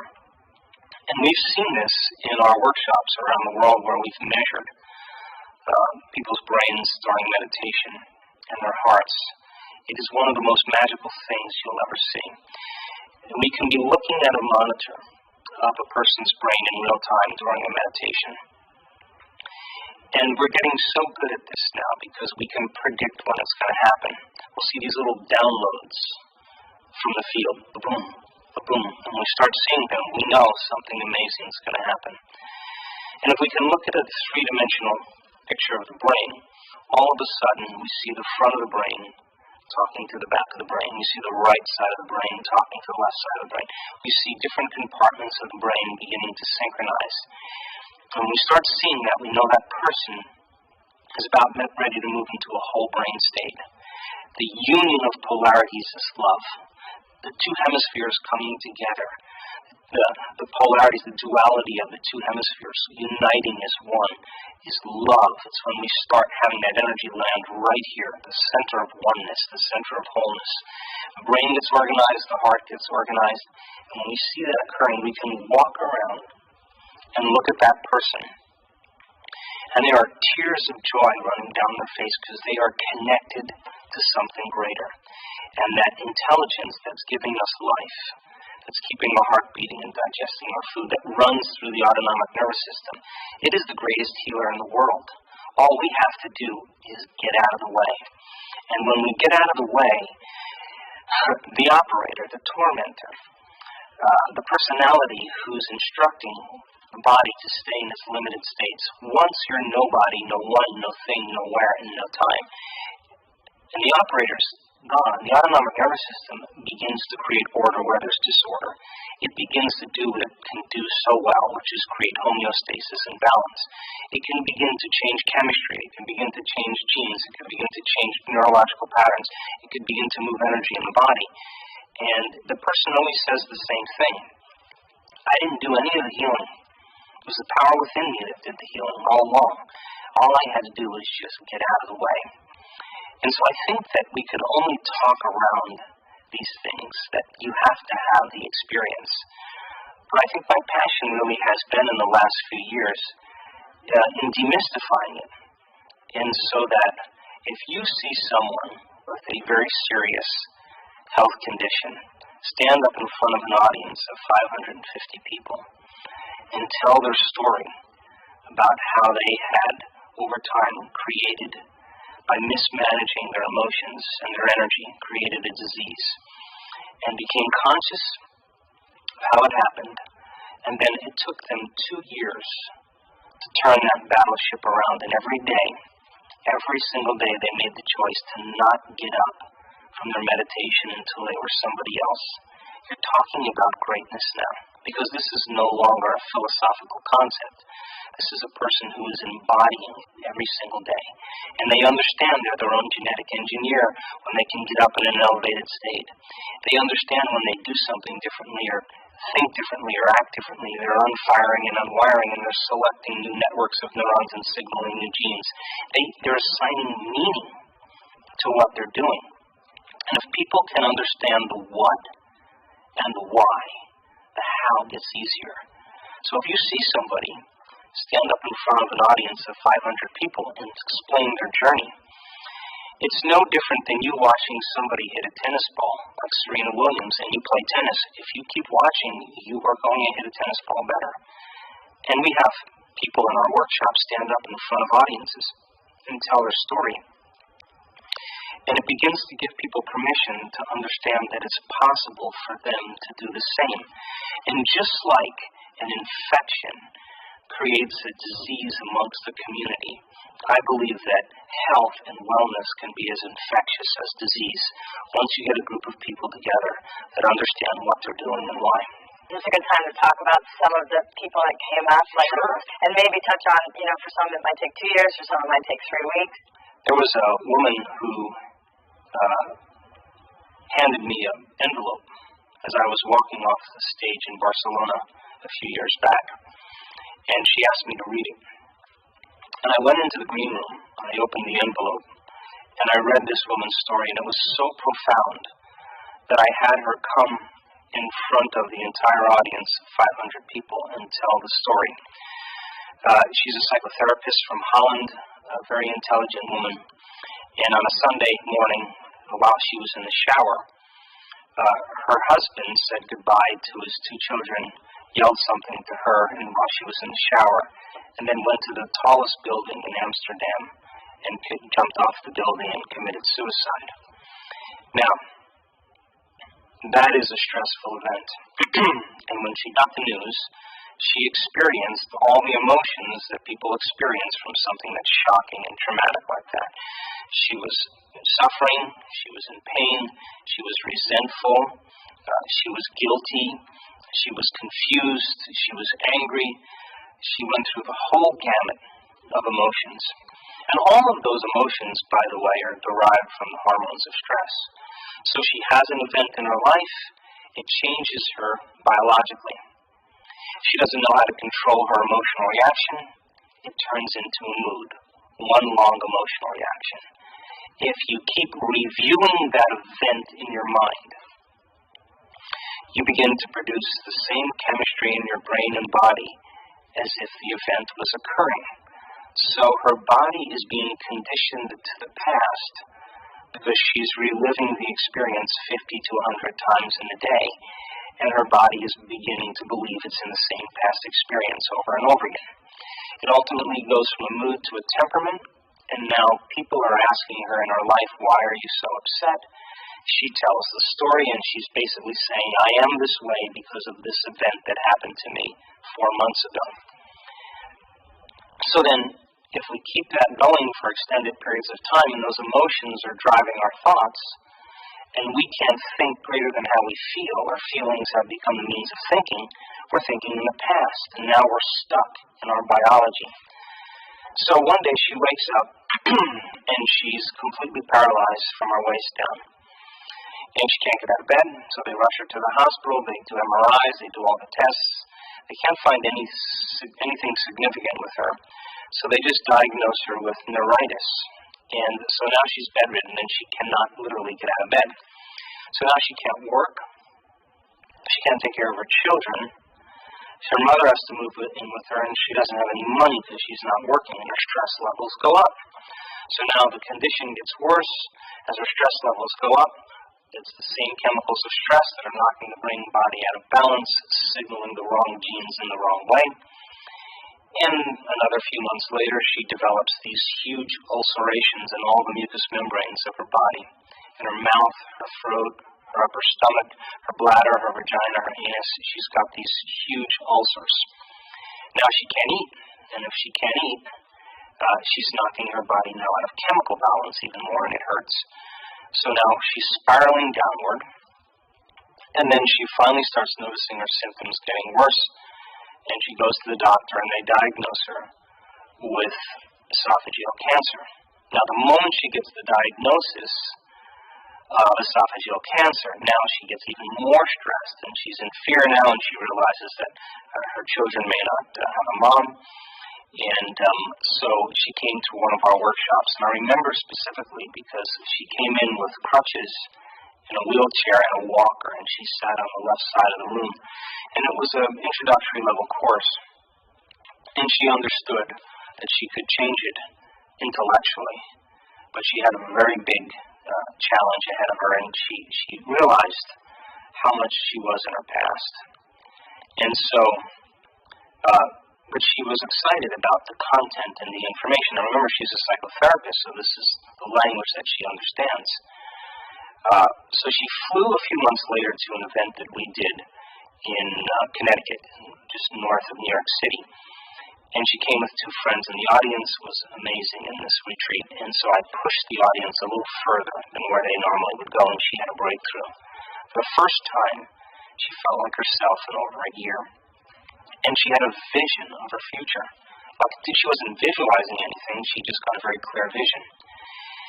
And she was so excited that she went home and she did her meditation every single day. Now, she understood that she had to upregulate new genes and downregulate genes that had to do with her disease, and that every day she had to knock on the genetic door. Now, the first thing I want to say is that I'm certain that there were days that she didn't feel like doing her meditation, and she did that anyway. She did it anyway. There were days where she had a tremendous amount of doubt, and she didn't think it was possible, but she did her meditations every single day. And as she began to do her meditations every single day, she started to notice significant changes in her health. Well, she stood on the stage in front of that audience, and she said, "I just came from my doctor last week. I have no evidence of esophageal cancer. I have no ulcerations in any of the mucous membranes of my body, except a small scar in the back of my throat. I have no paralysis, no numbness, no loss of motor function, and I have a new husband." And I said, "New personality, new personal reality. The disease exists in the old personality. You're literally someone else." And I said, "When you look back at that event that took place in your past, how do you feel?" And she said, "It was my greatest teacher." And I said, "Do you have any emotion when you think about that event?" And she said, "No." And I said, "The memory without the emotional charge is called wisdom, and that's the name of the game here. You're ready for a new life." And she said, "I'm so in love with my life." But she made the choice to not get up from her meditations until she was in love with life. Now, to the materialist, to the person who's defining reality with their senses, they would say she has no reason to be in love with life.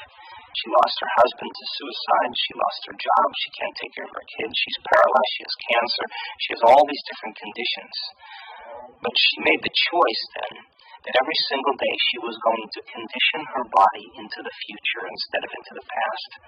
And she stood in front of that audience and she said, "I am so in love with life." And I said, "Of course you are. You created your life from the place called being in love with life." So, because of her and the choices that she made to overcome herself and not be defined by the past, and working on it every single day she overcame some aspect of herself a little bit more, surrendered an aspect of her limited self to create a greater self, to remove the masks and the emotions and the facade that block the flow of the intelligence within us. And every day she was making contact with that power within her. Sooner or later it began to get the right instructions, and she went from being a very sick person to a very healthy person. So that person to me is a light to the world. To me, she's closer to the truth than any scholar, any academic. She lived it. And other people, as a result of it, with ovarian cancers and other conditions, have heard her story and have given them the strength, to do the same in their lives. So you touched on there was days that she didn't feel like it. There was days, that she did it. So how do you fight through the pain? This is a great question because, again, we can talk about the philosophy of all of this, but when you're sick, the most difficult part about being sick is being able to think greater than how you feel. And if you can't think greater than how you feel, then your body is dictating your life.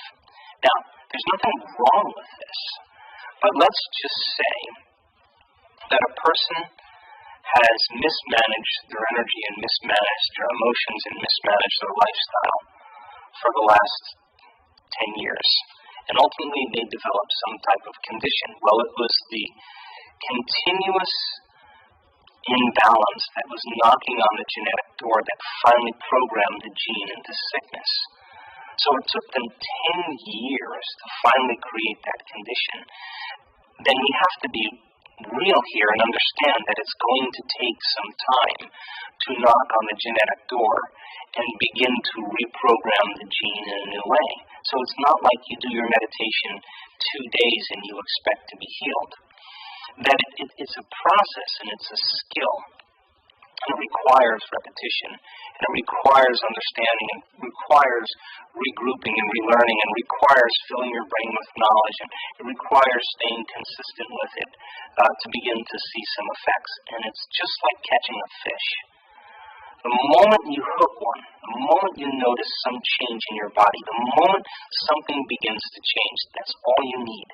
Because once you get that feeling, that sensation, you're going to correlate what you're doing inside of you with the effect that you produce outside of you. And you're going to start doing it with more passion and more sincerity and more absolute certainty. So the cool thing about all of this is that, let's just say, you're able to change your brainwaves and get beyond your analytical mind because you've been practicing your meditation every single day. And let's say that you reach that elegant moment of the generous present moment, the now, where you forget about your appointments, you forget about your relationships, you forget about all the things you did yesterday. You're so present in the moment that you're not a face any longer, that you're not a body, that you're not an identity, that you don't own anything. You're pure consciousness. That's the moment your consciousness merges with a greater consciousness. And that is the moment when your conscious mind begins to merge with your subconscious mind, that you're in the operating system where true change can take place. So if you're practicing overcoming your body every single day in meditation, and you're sick, then when you sit down in your meditation, you should be able to get beyond your awareness of being a body. And if you're able to do that, then your body is no longer the mind, and you can begin to work with your body and recondition it to a new mind. If you don't have the ability to get beyond your body in a meditation, then you're your body trying to change your body. You're matter trying to change matter, and it produces very slow effects over time. Now, it will produce some effects, but it's going to take some time. So then if you're practicing your ability to regulate and change your brainwaves and get beyond your body, get beyond your identity, get beyond space and time. If you do that really well, when it comes time for you to heal your body and you have the ability to get beyond your body, no matter how sick it is, every time you get beyond your body, you are consciousness with a certain energy instructing your body, not from the body, but from an epiphenomenological place, which is greater than your body. So I think that, again, to demystify the process, it requires some training.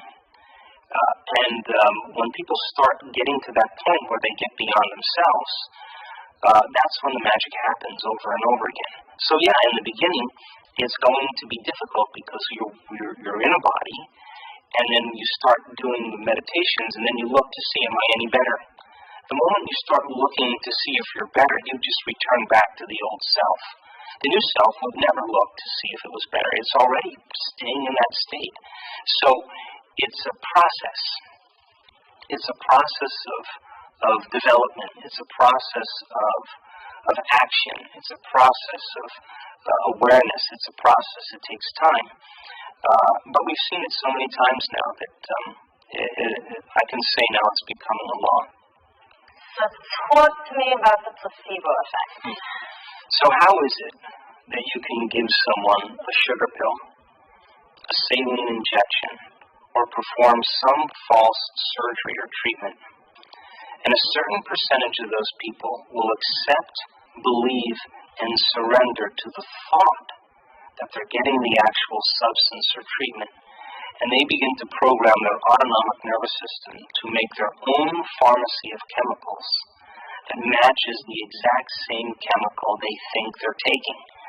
So the question is it the inert substance that's doing the healing, or is it the body's innate capacity to heal? The sugar pill, the inert substance, is not doing the healing. It's the thought that's doing the healing. But that pill, based on conditioning, is a symbol that represents possibility in someone's future. We can call that an intent. A certain percentage of those people will begin to become inspired, enthusiastic, and theos, filled with God. They'll begin to become hopeful. They'll begin to give thanks that it could possibly work. And all they're doing is combining a clear intention with an elevated emotion. And in that moment, they're moving from the biology of their past into the biology of their future. So then, the question is, do you need the sugar pill or the saline injection or some false treatment to move into a new state of being? But instead of selecting a known in your life to help you heal, can you select an unknown, a new potential in the quantum field without anything outside of you? And begin to revisit that unknown over and over again until you make it known in your biology? Is it possible that you'll begin to produce the same effects? And the answer is absolutely yes. So, in depression studies, where people are given a placebo, 81% of the people that are given a placebo respond as well to the placebo as they would to an antidepressant. So what's the significance of that? It means they're making their own pharmacy of antidepressants, and their body and nervous system is the greatest pharmacist in the world. So then, yeah, it's true that the people in the depression studies had to take the placebo for 6 or 8 weeks. And every day, combining a clear intention and elevated emotion, moving into a new state of being, accepting, believing, and surrendering to the idea, the thought, that they're getting the real substance, began to program their biology to change. So if it takes 6 weeks to heal depression by moving into a new state of being, it may be a good idea to understand it may take you 6 to 8 weeks by moving into a new state of being every single day to finally change some condition within you. So then, the beauty behind the placebo is that it's based on belief. And most people's beliefs are created from past experiences. So you have an experience or series of experiences in your life that brand you neurologically and emotionally condition you. And we tend to think and feel within the biology of our past experiences. So how you think and how you feel creates a state of being. If you combine a thought and a feeling, a thought and a feeling, a thought and a feeling, that's called an attitude.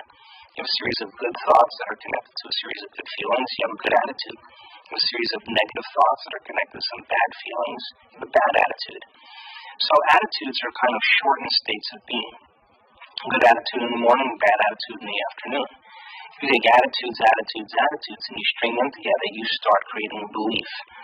So a belief, then, is just a thought you keep thinking over and over again until you hardwire it in your brain. And the very boundaries of our beliefs are our feelings. And when our beliefs get challenged, it typically doesn't feel right. So then, if how you think and how you feel creates a state of being, and the repetition of thinking and feeling over time conditions the body to subconsciously become the mind, then all beliefs are subconscious states of being. People don't even know they have beliefs about medicine or about God or about relationships or about love or about gender because they've been programmed subconsciously. If you take beliefs and you string beliefs together, a belief, you form what's called perceptions. And perceptions have everything to do with the choices we make, the things we create in our life, the relationships we have, and even the behaviors that we demonstrate. And in fact, if you want to study someone's beliefs, study their behaviors, because they'll tell you the volumes of information about themselves. So then, if you're programmed into believing that you need something outside of you to heal, then that becomes your belief. And of course, you're going to need something to help you to heal. If you believe that you need a flu shot so that you don't get the flu, well, the fact that you're believing that you need the flu shot, whether you get the flu shot or not, you're more than likely going to get sick anyway. So when I wrote the placebo, I was so fascinated with the concept because I began to realize how programmed we really are unconsciously. When you start studying the placebo, you begin to realize that there's so many studies to prove over and over again that it is in fact our innate ability to heal. If you take a group of people that have asthma and you have a drug that induces asthma and you have a drug that takes it away, and you give the person the drug that induces asthma, and you tell them that you're giving them the drug that takes the asthma away, more than half of those people will not have a response to the bronchial constrictor. In other words, the thought was more powerful than the chemical. So then, if people begin to unravel this concept, and they begin to realize that they have the innate capacity to heal, and that they can work by changing and regulating their internal states, they're going to begin to produce their own pharmacy of chemicals for pain, for depression, for antibodies or inflammation. And we did an amazing study just a little ways back in Tacoma, Washington at one of our advanced workshops. We took 120 people, and we wanted to measure their circulating cortisol levels and a chemical called immunoglobulin A, or IgA. So when you're stressed and you're out of balance, your cortisol levels go up. And cortisol levels are the highest at around 8 in the morning. So we selected a specific time in the afternoon to measure 120 people's cortisol levels when they came to our advanced workshop. We got the measurements, and we measured their IgA levels as well. We put them through 4.5 days of training, and at the end of 4.5 days, we measured to see if there were any epigenetic changes or chemical changes that took place by their internal work. We found that the majority of people's cortisol levels diminished, which means they were no longer in survival, they were no longer stressed. But the relevant thing that happened was that their IgA levels went from about 51.5 to 83, right to the ceiling of what's considered high, and some people were up in the hundreds. Now, IgA is the primary defense against bacteria and viruses. It's greater than any flu shot.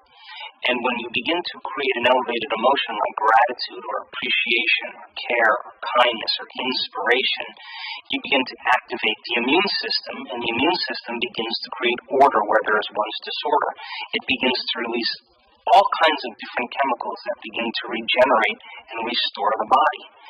It turns out that those chemicals stay active for the remainder of the day with just 10 minutes of just an elevated emotion.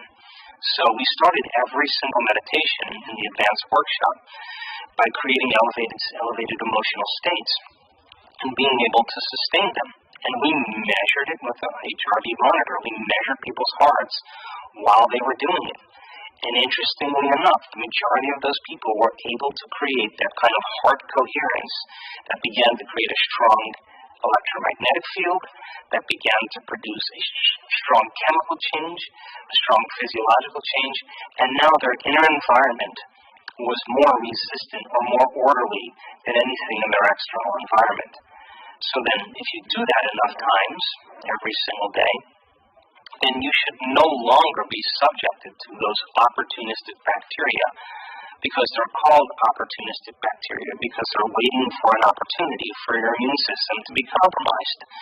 And it's no wonder that group of people that are all working in a corporation or a department in some company all get sick at the same time. It's not the bugs that's creating the disease. It's their immune system is compromised because they're all stressed at the same time. It allows the bacteria to begin to proliferate within them. So giving people the science and understanding of how the placebo works, is it possible then to teach it? And the placebo is based on three things. Conditioning. You give someone a pill, they notice a change in their internal state. You give them a pill again, it takes away their pain. You give them a pill again, it takes their pain away. You give them a pill, but this time it's an inert substance that looks just like the other pill. By conditioning, their body begins to make the same chemicals.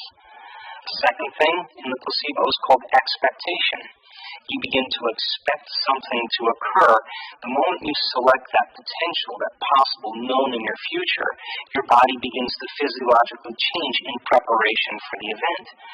And if 40 to 50% of people that are diagnosed with cancer, that are told that they're going to get nauseous on their first chemotherapy treatment get nauseous on their drive to their first chemotherapy treatment, they're expecting that outcome. Their brain and body are in that future reality. But instead of doing it that way, is it possible that 40 or 50% of people get well on their drive to work in anticipation of something wonderful happening? And changing that, using the same principle but changing the biology to produce an effect, begins to cause some very significant changes. Because you can say to a person in a placebo study, we're going to give you a drug, and if the doctor's enthusiastic, it works better, that's going to take away your pain. And they're all enthusiastic, and the person begins to anticipate their pain going away. They begin to make their own morphine, and of course they'd have no reaction to the stimulus that creates the pain. The third thing is assigning meaning to something. So if you say, hey, here's the receptors on the end of your nerve cells, and serotonin has to be picked up in the synaptic space, and this chemical keeps serotonin there, so remove depression, and you're looking at the charts and you're assigning meaning to why you're taking this pill, you'll produce a better result. But if you teach people then how to condition their body to a new mind, that's the placebo. If you teach them how to, instead of select the worst thing that could happen in their life, select the most amazing thing that could happen in their life and emotionally embrace it, just like they create anxiety, they could create wellness or healing or health. And if you can assign meaning to what they're doing and teach them why we're using science as the contemporary model to explain and demystify it, it's not enough for them to just intellectually understand it. They have to turn to someone next to them. They have to be able to speak it. They have to be able to say it. So in our workshops, they learn information and then they interact with each other, and I ask them to explain it. If they can explain it, it's wired in their brain. Now we're installing hardware, so when it comes time to the instruction, and we set the conditions in the environment for them to practice, if they can get their behaviors to match their intentions by combining those three things, they should have some type of transformation. And we've measured the transformation over and over again, and it's beginning to become a new scientific law. And I really think that we shouldn't wait for science to give us permission to do the uncommon. I think we should go out and do the uncommon and do it repeatedly, and then have science come and study us and begin to change their laws. And yeah, this is not normal, and this isn't natural, but we're talking about supernatural here. We're talking about breaking outside of the conventional model. And it's going to take a certain amount of courage to begin to say, okay, I've been given this diagnosis. The doctor told me I had 6 months to live and to get my affairs in order, and I can't tell you how many people in our work were given the voodoo curse, that you had 6 months or 3 months to live, get your papers in order, your affairs in order, and you won't live. And those people didn't accept, believe, and surrender to those thoughts without any analysis to program their autonomic nervous system into that destiny. They said, wait a second, okay, I think I can make a change here. And some of them either don't have the disease or they're living 2 years later and they're still making their way. And I think that it's important for people to take a certain amount of their power back. And here's the reason why. We're in an age of information. And in an age of information, ignorance is a choice. 25, 30 years ago, you went to the doctor and she told you you had a certain condition, and she said, this is the procedure or the surgery that you're going to need. And most people just signed on the dotted line and just said, okay, I'll get the procedure. Fast forward to today. Someone's given a diagnosis. The doctor tells them what their treatment options are. And they go home and they get on their internet and they begin to research that condition for hours, looking at conventional and non-conventional treatments and modalities. And some people know more about ways to treat this than some physicians. And they walk back into the doctor's office and they say, hey, I have this idea. I want to try this therapy, or I want to try this. And the doctor either says, I don't know anything about that, or I don't think that works. And people are now looking at their doctors and saying, time to find a new doctor. I want to find somebody that's going to support me and the type of lifestyle I want to live, and see if I can make the change. Now, there's a caveat to this, and we tell all of our students that are making changes, you have to measure. In other words, if you are going to go on this journey, this is not about denial. This is about information, which means if your values are high or your scans show this, let's go for 3 months and let's see what you're able to do. At the end of 3 months, we measure. If it's staying the same or getting better, we keep going and we may add 1 or 2 other things. If you're getting worse, then you have to take a little bit more of a radical procedure to help you make that specific type of change. So this isn't about negligence. This isn't about burying the information. This is about really seeing if you can produce some type of effect. And measuring then lets you know, because it's feedback. And it's the feedback over time that lets us know that what we're doing is beginning to produce changes, and we keep doing it so the person begins to change fundamentally. Just to expand on that a little bit, you said that the concern of yours is that we live in a world where scientific research is commingled self-interest and often influenced by profits.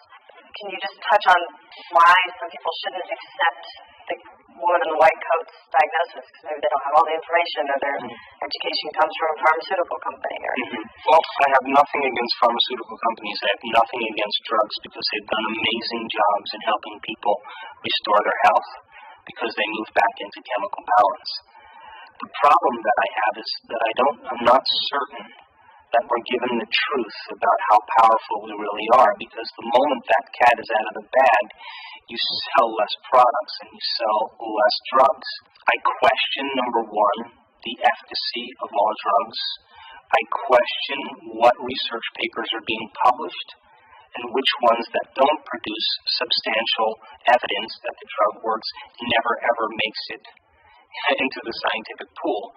And so if there's 38 particular papers that were written on a certain drug, you may only find maybe 19 or 18 of those actually published, and the other ones that don't show any market results never get published. So I think there's a transparency that's beginning to happen because people can become informed and they can find out for themselves.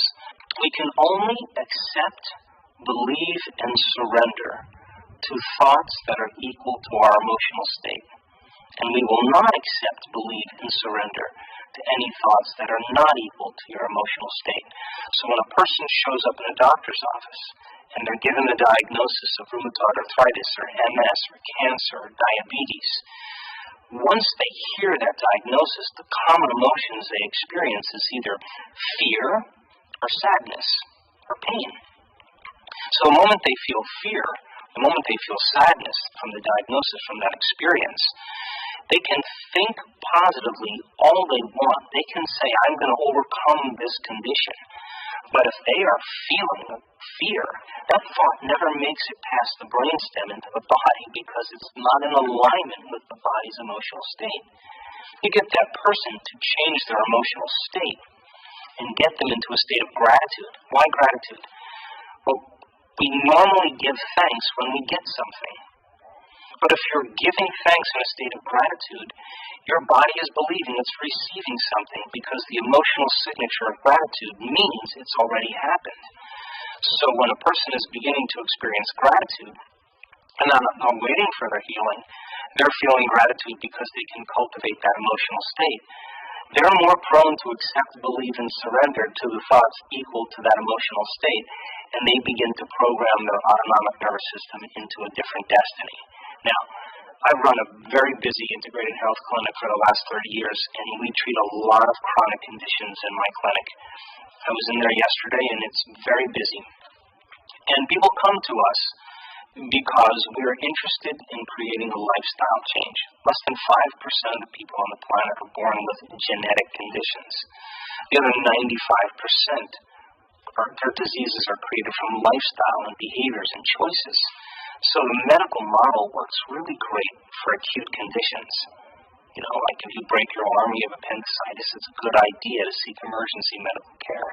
But when it comes to chronic conditions that require a lifestyle change, a lot of times it's not enough just to take a chemical, because the person may have some old emotional scars, that person may be in a bad situation in their life, there could be their exposure to certain chemicals or choices that they're making that are actually continuously weakening the body state. So here's the formula that we use.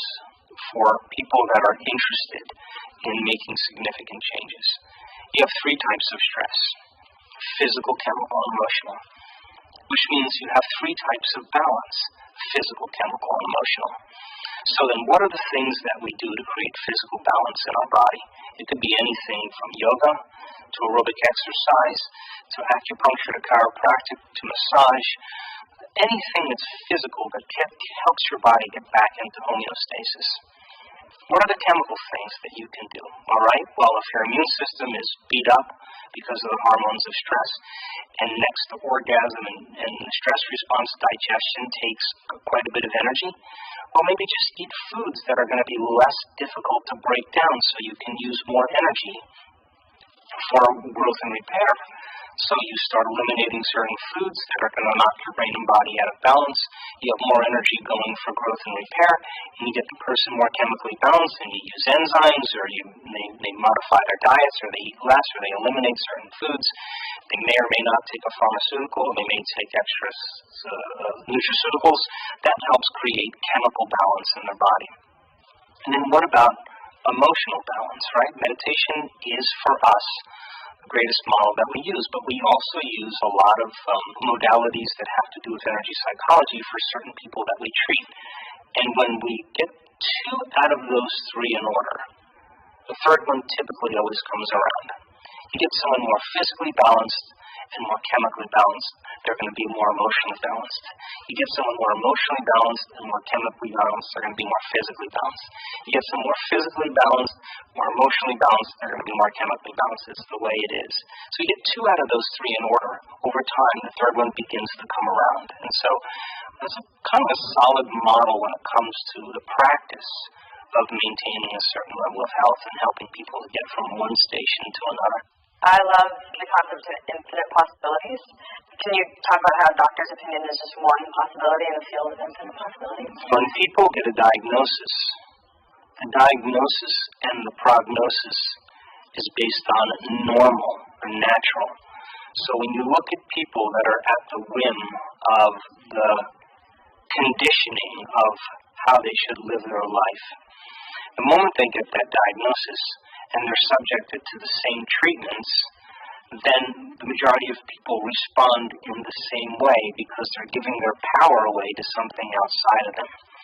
But a diagnosis and a prognosis is one potential in the infinite field of possibilities. And so this is a very sensitive subject when it comes to ethics, because I think that doctors are now becoming more compassionate with patients and understanding that they want to give them hope and they want to support them in their health goals. It's important for people to understand when they're given a diagnosis that if they fall prey to the prognosis without actually considering that there's other options, without actually realizing that they have to do something differently, that they may have to make new choices, that they are going to have to get beyond certain emotions and overcome their limited thinking. If they can understand that if they're able to do that, more possibilities open up as a result of their own personal changes, that's when you start to see all kinds of magical things start to appear in a person's life. Their life gets longer. Their pain goes away. The quality of their life improves. You start seeing biological, neurological, chemical, hormonal changes beginning to take place. So, again, education is so important for people to understand that in the spectrum of the quantum world, there are infinite possibilities that exist in the present moment. So if you have the ability to practice being present and truly not thinking about what could happen in your future or what's happened in your past, but truly practice every single day in that process, that inward journey of getting present, if you keep doing that, if there is no predictable future and there is no familiar past and you're in the present moment, there should be possibilities that you haven't considered before. The beauty behind all of that means that the moment you are open to possibility and you're no longer focusing on knowns or familiars in your life, that's the moment you start experiencing those synchronicities, those serendipities, those coincidences that are happening all around you, because you're no longer investing your energy in a predictable future or a familiar past. And I think that you can teach that. And I think when people really start centering themselves and practicing that, they should expect the unexpected in their life. They should expect unknown events to begin to occur, possibilities that they hadn't thought of. Because if they thought of them, they would have done them, and they would have been a known. But so we have to stretch out into that world of possibilities, which is the unknown. And I'm interested in that supernatural process.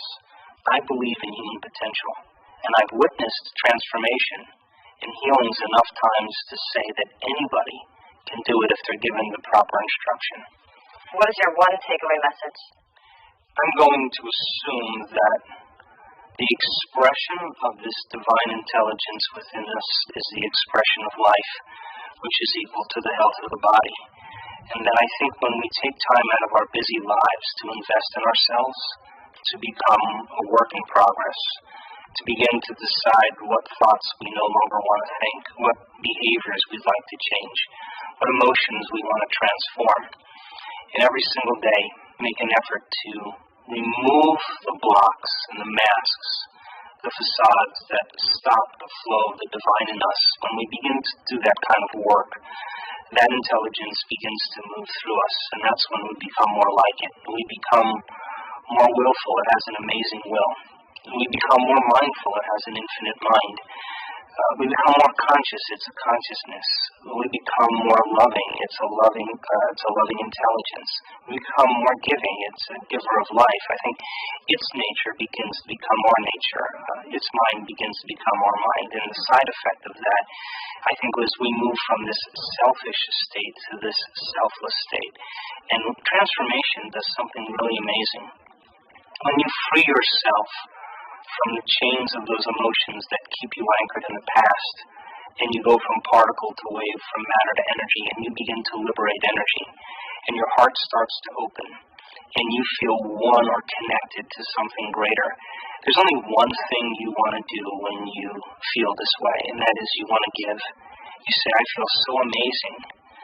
I want you to feel the way I feel. And so the natural tendency is to give something away because you feel so whole in that moment that it's impossible to want. Now, why would you want when you're whole? And that, to me, is the natural state of being. Disease can exist in that state of holism. And I think that it's reachable in our lives, and I think that people can reach those elegant states, and it can begin to become more constant. So, how do we become supernatural, then, is the question. And that is, we have to start doing what feels unnatural. In the beginning, of course, change is going to be uncomfortable. It's going to feel unfamiliar. There's going to be some uncertainty. You can't predict when you step into the unknown what that's like. And most people rush back to their familiar feelings and familiar behaviors, and they say, this feels right. No, it feels familiar. Becoming comfortable in that unknown, where the best way to predict your future is to create it. And be able to create from that place of the unknown begins to produce supernatural effects in our lives. So then, giving when everybody else is in lack is supernatural.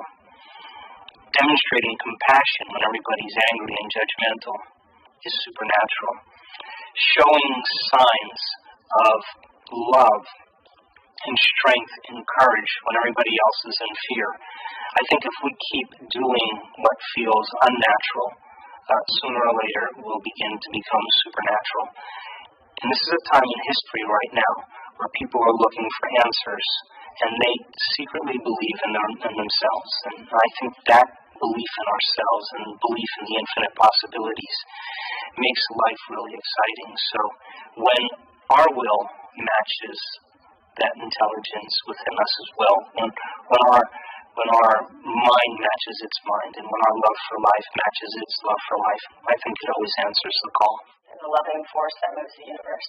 Well, first of all, I don't think that our job is to get other people to think anything or to do anything. I don't think that our thought should be, how do I get the message out? I always think, how do I get the message in? We teach by demonstration. And so I think sometimes we're too concerned with the horizontal. How can I get a lot of people to think this way? Which really tempts us to dumb down the message and so forth. The issue is to go vertical, to go as deep as you can into your own understanding.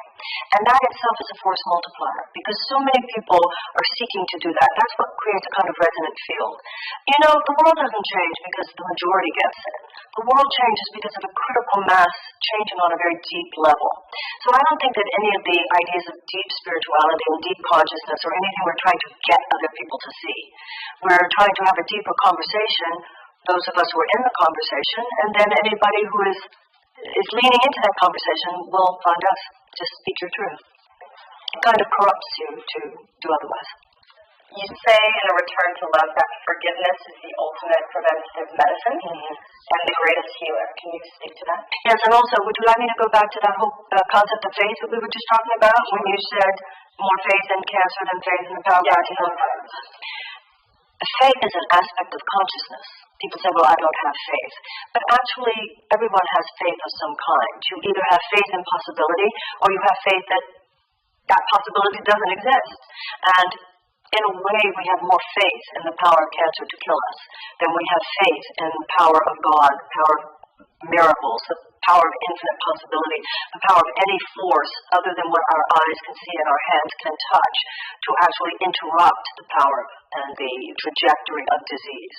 So this is just one of the many ways in which, as we change our thinking, we have such capacity to do nothing less than actually boost our immune systems.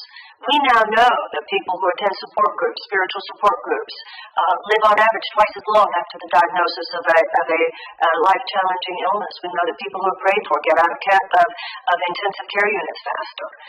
You know, when you look at the statistics, when you look at the studies around prayer and meditation, if this was in a pill form, millions and billions of dollars would probably be invested in turning it into something usable in some utilitarian way that people could maybe profit from. So the idea of faith, the idea that there is no external power that we're talking about here, that there is an internal power that can do for us what we cannot do for ourselves, is a paradigm shift, as they say, that applies to something much more than just healing the body. It has to do with healing our lives. And it has to do with healing our lives because, you know, the word holy and the word whole are actually the same thing. The holy mind is the whole mind. And the whole mind looks at the material world as a kind of vast hallucination. The whole mind knows this world is not my home. My body is just a suit of clothes. But there's no place where my spirit stops. And in that sense, there's no place where your spirit stops. So there's no place where you stop and I start. Now, if I only look to myself to find myself, I'm thinking of myself as a separate being, and I think of you as a separate being.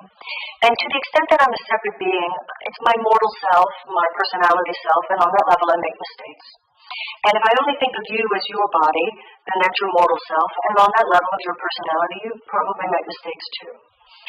Forgiveness is where I choose. It's a choice. It's a mental choice.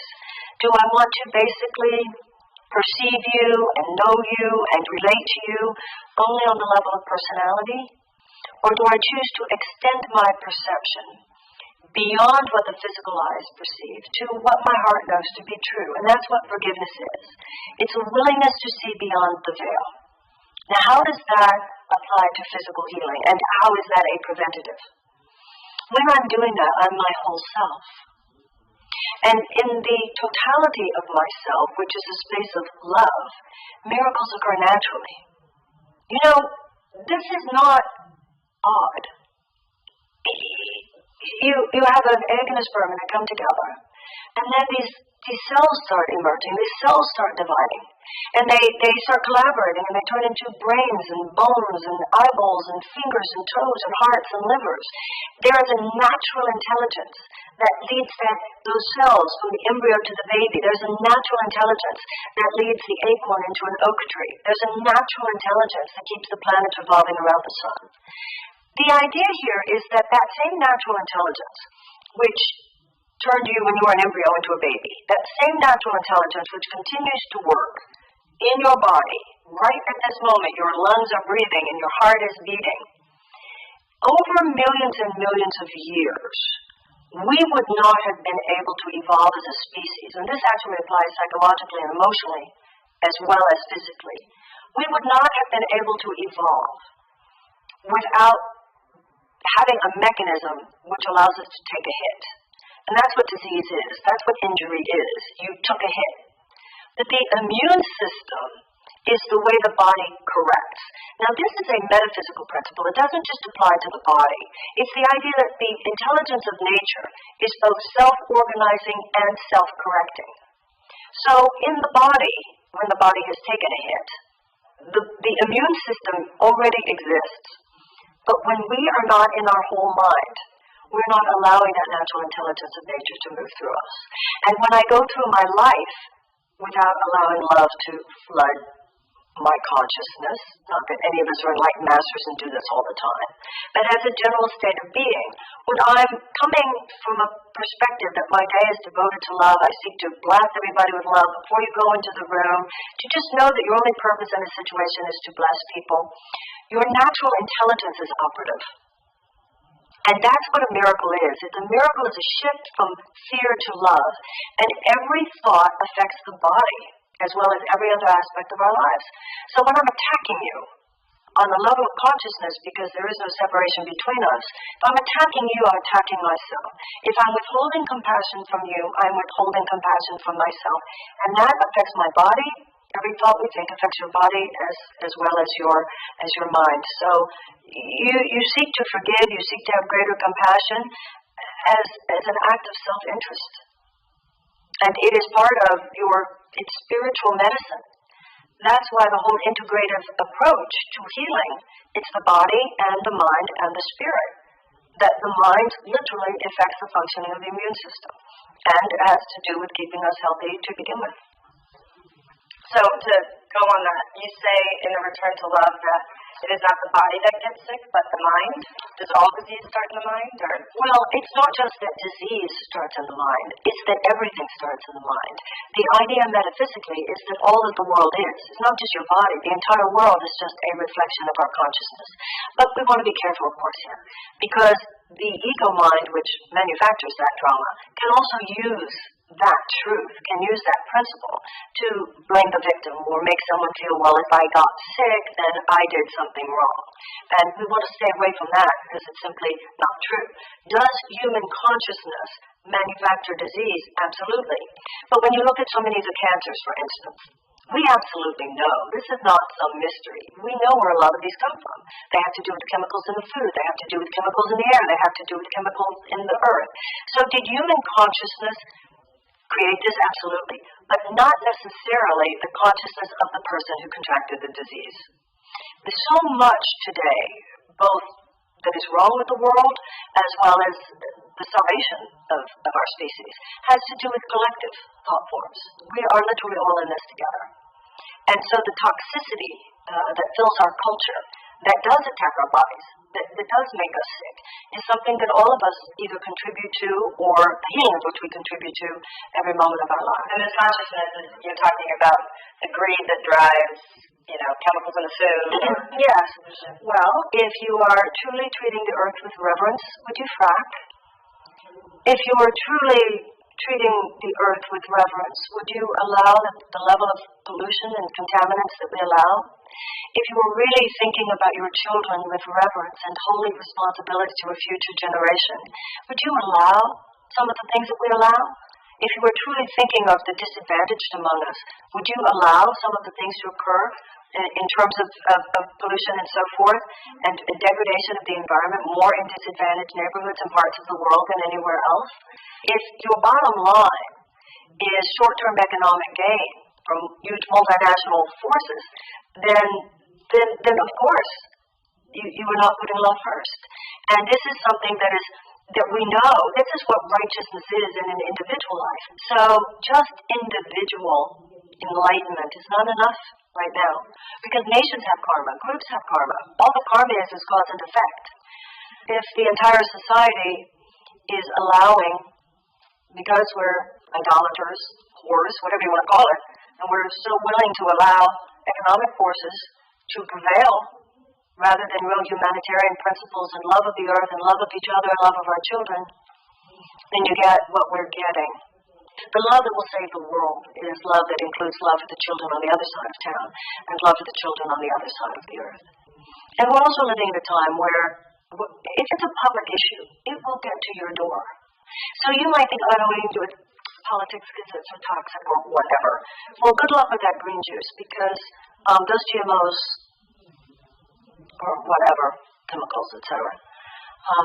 So if we all really want to heal, we can't just think in terms of healing our bodies when you have an entirely sick society. But the conversation around spiritual growth now needs to evolve beyond just the individual. Any parent knows that there's a time when you simply say, that will not be happening in this house. And sometimes you don't even know what you would do. If they challenge you at that point, but the look on your face is so serious, they're not going to challenge you. We need to get that way. And I think women need to lead that charge. That will not happen. Because we need to evolve beyond just love of my children, or love of your children, or love of the children who look like me, or of my nationality. A long time ago, not that long ago, but it was in earlier times, people would have trouble with their children, let's say they're teenagers, and they would go to a therapist and say, fix my kid. And quite a while ago, it became part of mainstream understanding that you cannot understand the child outside the context of the family system. And now we're coming to understand you can't understand any of us outside this system, this economic and social and cultural context that we all dwell within. And that's why I think there's a real hearkening to the idea that how healed can any of us be individually if we continue to spew, not only physically, not only chemically, but also attitudinally, such very, very toxic things as a culture. And to allow it, and to acquiesce to it, and to endure it, and to conspire with it, which far too many of us do. Do you think the most important thing is it emotionally, like you said, forgiveness and self-love or acceptance? Like, what's the most important thing? First of all, this self-love conversation is really out of control. Where did we go from love thy neighbor to love thyself? It's like, what happened here? All of a sudden it's this platitude we're all supposed to love yourself, love yourself. You can't love yourself without loving other people. Now, it's true that it's also hard to love other people without loving yourself. But this idea that I'm going to love myself and then turn my attention outward. For one thing, from a spiritual perspective, you are more than you. If I'm only loving myself, me over here, that by definition is not the whole mind. That by definition is not the holy mind, because the whole mind is one in which my extending love to you is how I experience myself in my most healed and whole place. So that's first of all. So this idea that self-love is the answer, I love it how, old-fashioned selfishness has been rebranded self-care. So we want to be really careful, because even so-called spiritual principles can really be twisted. I think that meditation, when we wake up in the morning, most people, you wake up in the morning and we live in a world where we are constantly bombarded by a barrage of ultimate meaninglessness. And you have to, if you want to live a healed life, it involves a lifestyle decision. If you wake up in the morning, you take a shower, you take a bath, because you don't want to take yesterday's dirt with you out into the day. But if I wake up in the morning and I immediately go to television or radio or the computer or newspaper, and I'm taking in all the stress of the world, then I might cleanse my body, but my mind is carrying so much stress. So that's why meditating in the morning is as important as taking a bath, purifying your mind, purifying your consciousness, surrendering your unforgiveness, surrendering your blame, surrendering your every thought we think. Did you bless that person or did you blame that person? Did you focus on what's right in that person, or did you focus on what's wrong with that person? Were you grasping at somebody else to be a certain way that your agenda is set for them, or were you allowing people to be? Were you so obsessed about the future or the past that you missed the present? Because those are the thoughts that are diseased. And what it has led us to do is we become a culture which we do not relate. We become a transactional rather than a relational culture. And why is that? Because we all got to get something, got to make it happen, got to get something. You know, if I hear one more person, as you walk into a meeting and somebody says, okay, now what's our intention for this meeting? Now that sounds really good and trendy and new. It's really quite sick. Because what it's basically saying is, what do I want other people to do? What agenda do I have at this meeting that will then make me subconsciously figure out how I can manipulate them to do what I want? So the spiritual life is, you're not trying to make anything happen. You're seeking to be rather than to do. And out of that space of being, first of all, until you're in that space of being, you can't know what to do because you're not in your wisdom. In our stillness, we find our wisdom. We find our savvy. Otherwise, everybody lacks impulse control today. Everybody's got what the Jews call shpilkes. It's a Yiddish word. To run like this. Nobody is in our center. And you know, the Course in Miracles has a really interesting concept here. It says, your body is not who you are. Your spirit is who you are. The body is like a suit of clothes. And the Course in Miracles says your birth was not the beginning of your life, but a continuation. And your death is not the end of your life, but a continuation. The Course in Miracles says when we relate to self as body, this is who I am. The Course in Miracles says this puts a stress on the body. That the body was not meant to carry. And that creates illness. The lighter I am, if I just go through life knowing, well, I'm just here to love, and I'm not saying we're all going to be enlightened masters on any given day, but you ground your consciousnness through meditation, through prayer, through serious spiritual practice, that any given day you seek to be love's instrument, to answer love's call. That's your goal. Then it's not that you're in an attitude of self-sacrifice. That's the ultimate self-care. Because you know if there's something to do, you'll feel it. If there's something to say, you'll feel it. And if you're really that space of being, everybody who would best collaborate with you, just like the cells collaborate with other cells. You know, in the body, every cell has a natural intelligence. And the natural intelligence leads the cell to collaborate with other cells so that together they serve the healthy functioning of the organ and the organism of which they're a part. Every once in a while, however, a cell disconnects from its natural intelligence. It goes insane. And basically it says, I don't want to. I don't want to collaborate with other cells to serve the healthy functioning of the spleen or the pancreas or the lungs. I want to go off and do my own thing and have my own kingdom over there with other cells who think the way I do. It's called cancer. It's called a tumor. It is a malignancy in the body, and it is a reflection of the malignancy that has infected human consciousness. That we all think there's no greater good than going off and doing our own thing, rather than a consciousness of real natural intelligence, divine intelligence, where how can I collaborate with you so that together we can be of greater service? So if someone close to you got diagnosed with cancer or MS or something, how would you counsel them? What would you say to them? Well, I think the most important thing that we all need to be in touch with is our own capacity for empathy and compassion. And the first thing that you say is that you're sorry. That's the first thing you say. That person who was just diagnosed does not need a lecture. And that's the space from whence all else comes. Because that spiritual medicine is not just above the neck. So you know, it's interesting because that holy mind, that natural intelligence, doesn't ask, what do I do, what do I say? It first seeks to be the presence of love and compassion in that person's life. If there's something for you to say, you'll be led from within to say it. There might be a book you recommend. There might be a meditation class you invite that person to. There might be a story that you end up telling them. But you don't heap on metaphysical data. That's not what it's about. I think there is a larger conversation that all of us are part of now. It is the answer to any problem. That's the answer whether your problem is your physical body or your finances or your marriage is in trouble or your love affair. It's all the same answer to every problem. And that's a place in our mind and in our consciousness. But the most important thing is that we demonstrate it. So, once again, the issue is not how do I get the information out, it's how do I get the information in.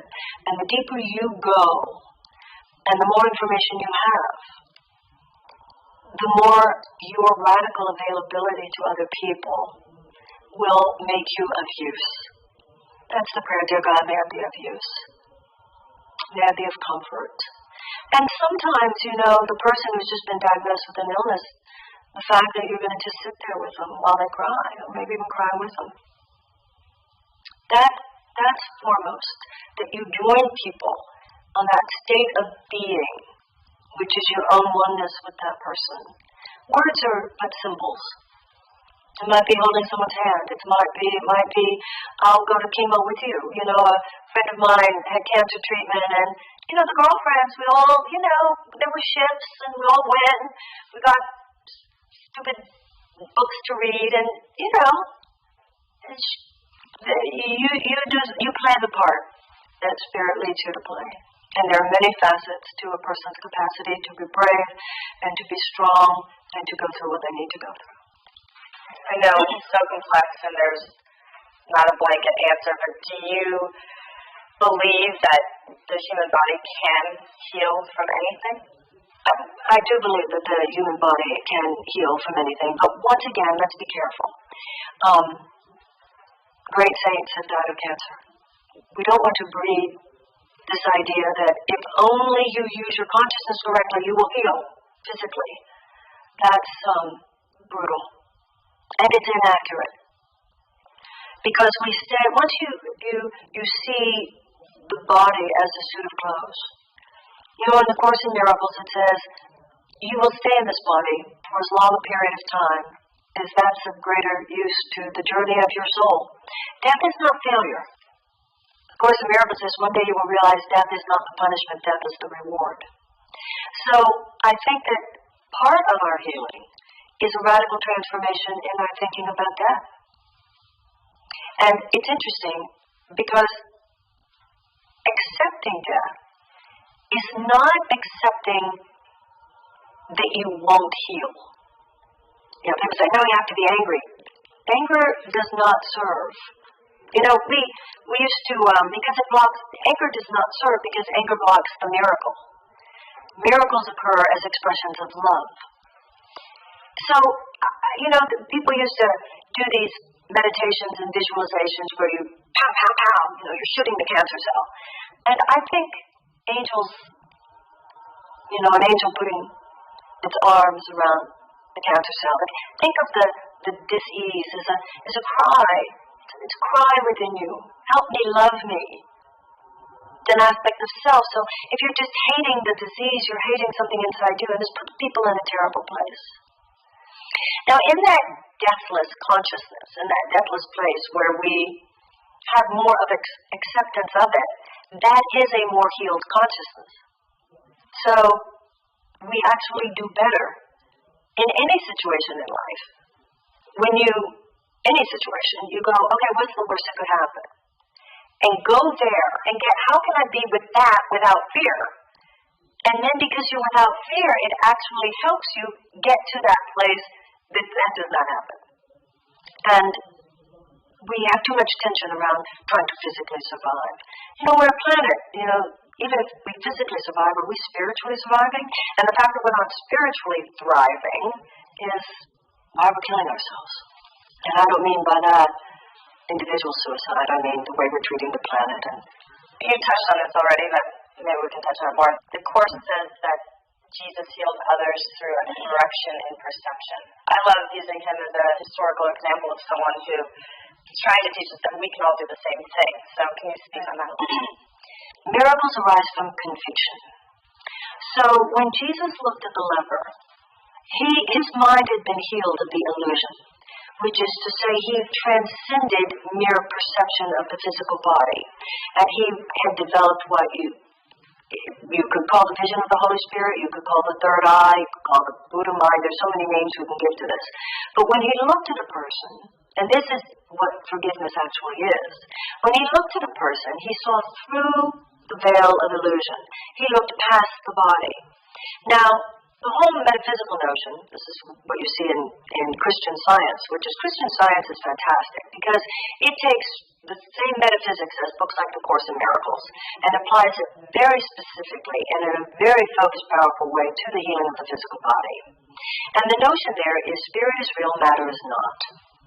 So Buddha said it's all an illusion. The Course in Miracles says it's all an illusion. This whole physical three-dimensional reality posing as ultimate reality, and Einstein said it. So your physical body can have leprosy, but your spirit cannot have leprosy. Your spirit is perfect. Your spirit is eternal. It cannot get sick, and it cannot die. So when Jesus looked at the leper, he looked past the level of the physical body to the person inside. Jesus did not stop his perception. He did not limit his perception to the level of leprosy. He looked through. So he didn't really believe in leprosy. Jesus is one whose mind has been healed of the illusion, like Buddha and others. So when he looked at the leper, he didn't see leprosy. He didn't believe in leprosy. And he was so convinced, and he was so convicted that in his presence, the leper couldn't believe in it either. So as soon as the leper could no longer believe in it, at a moment where he saw through that illusion himself, he was healed. So the miracle worker is someone who is the presence of the alternative. That our job in any situation is to accept that correction of our perception, that atonement for ourselves. Now, most of us we're not on the level of Jesus or whomever, but the very fact that we can get to that place, to whatever extent we can. In the Course in Miracles it says, you can go to the highest level of thinking of which the ego is capable, and God himself will lift you the rest of the way. You know, I had a situation in my life where I had a sore throat, and I had to give a lecture the next day. And this was before the days of cell phones. Ancient times. And I had to meet a friend. I was meeting a girlfriend at a restaurant. And I was very upset about my sore throat. And I had moved to Los Angeles not long before from Houston. And there was a particular kind of penicillin that I used to take, erythromycin or something like that I knew would help me when I had that particular kind of problem. So I didn't want to go to meet my girlfriend because I wasn't feeling well, but there were no cell phones, so I went and I sat at the bar waiting for her.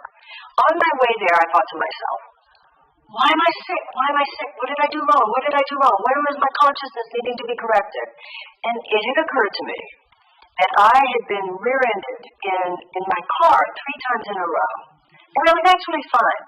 But I was kind of getting off on all the people saying, are you okay? Are you okay? And it felt kind of good. So I kind of bought into the illusion enough to accept the compassion, to accept that, oh yeah, I'm okay. But I was fine, okay? So I thought, okay, I get it. God, I get it. I get that I bought into the illusion. So I don't have to have this symptom of sickness anymore. So it's a red light, and I'm going to close my eyes, and I'm going to open my eyes, and it's all going to be gone. And I close my eyes, and I open my eyes, and my throat's sore. So I'm really bummed. I go to the restaurant. I'm to meet my girlfriend. She wasn't there yet. I'm sitting at a bar. And there's this man at the other end of the bar. And he looks at me really flirtatiously. And I'm like, so not my type, I'm not interested. Stop leering at me, is my thought. And I remind myself, Miracles are the answer to everything. Miracles can only come from love. So don't think that your holding love at bay in relation to that person has nothing to do with your throat. You with me? So I'm reminded, okay, he's my loving brother in God. So I kind of smile and I open my heart. In that moment, he saw that I tried to order a hot toddy from the bartender. So the man on the other side, who picked up the energy that I opened my heart, said, "What are you ordering?" I said, "It's a hot toddy." He said, "That's not a hot toddy. Why do you want a hot toddy anyway?" I said, "I have a sore throat, and I had a sore throat too." He said, "Well, if you have a sore throat, you need a medicine." I know. I need this other advice, but I just got here from Houston, and I don't have a doctor here, so I don't know how to get any. He walks over to me. He puts his credit card down to the bartender. He says, I'll pay for her hot toddy. Come with me, I'll get you your medicine. So what are you talking about? He said, there's a drugstore right next door, and I can prescribe that medicine for you. And I look at his credit card. Sure enough, there is a drugstore right next door. We walk over to the drugstore. Now this medicine, remember, which has healed me before, so I have this thought that medicine will heal me. He walks over to this drugstore with me, and he prescribes the exact penicillin, earth mites, whatever it was, that I know knocks this out. We come out of the drugstore, and I'm beside myself, and I'm going, you don't understand, this is really a miracle. This is really a miracle, because let me tell you what happened. I had a sore throat, but I knew it was my consciousness. So I corrected my consciousness. I accepted you told me, I told spirit. And then what happened is that you appeared. And this man, at this point, takes out his business card. He says, "Lady, I'm a psychiatrist, and I have not prescribed earth mites for 25 years, but you should come see me. Believe me, you need me." Now, so what happened there? What happened there was that the moment I this is the self-correcting, self-organizing universe. So from the metaphysical perspective, the moment I did atone, the moment I did get, where was my consciousness? Where did my consciousness buy into the illusion and make me vulnerable to illness? As soon as I did that, the correcting mechanism of the universe was initiated. I am not enlightened enough that I can immediately go into the cessation of symptoms, but the universe immediately programmed events to allow for something to come into my life on the level I do believe in. And that's what medicine is. This is where the Course in Miracles is different than Christian Science. A radical interpretation of Christian Science says, therefore do not take the medicine. The Course in Miracles says, no, the medicine is in the illusion, but that's where you dwell, and spirit enters on the level of your belief system. So you take the medicine, that's what integrated is. It's the body and the mind and the spirit, but it's all emanating from the spirit. So I love that story, because that story was, when you said to me, lady, I'm a prescriber until it's $20, don't believe me, you need me. I thought that was great. I love that story too. I read that story, it's amazing. So I'm so glad you got to share it. I think just one more question maybe, just like, what is your takeaway message? When I think of healing, I don't think in terms of healing the physical body specifically. The Course in Miracles talks about how you think you have many different problems, but you really only have one. And that is your separation from God, your separation from the divine. Sometimes people will say, I have this problem. Can you give me the principle that fixes this? I have that problem. Can you give me the principle that fixes that? No. It's one problem, and it's one answer. I was reading recently about the burning bush, and Moses encountering the burning bush. And the whole thing with the burning bush was that normally, if a bush is burning, it would burn up. But the burning bush continually burned. And the spiritual reflection on that is that it was not one event. The burning bush was not one moment, one event where God talked to Moses. It was Moses visiting that level of consciousness wherein the message was given. So that which heals one area of life heals every area of life. And that is why I think no matter what the problem in our lives, a deep meditation practice a deep forgiveness practicing. The purpose of our lives is forgiveness, a deep devotion to love, whatever, the great religious systems, the great spiritual systems there's one truth with a capital T, and they're all just different wordings, they're different expressions, they're like kaleidoscopes. That's what all the great religious and spiritual philosophies are. It's like a kaleidoscope, they're all facets of the same diamond. And I think people are already coming to understand. You've got three categories. One is people who are listening to us right now and nodding and going, yep, and I'm already working on it.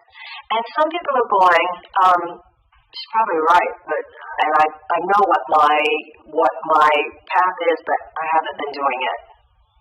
And then other people go, I'd be open, but I have no clue where to go or what to do. You ask in your heart, and books will just fall at your feet.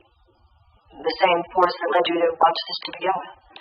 So I think we can't just say, dear God, heal my cancer, or dear God, heal my diabetes, dear God, heal my life, dear God, heal my heart.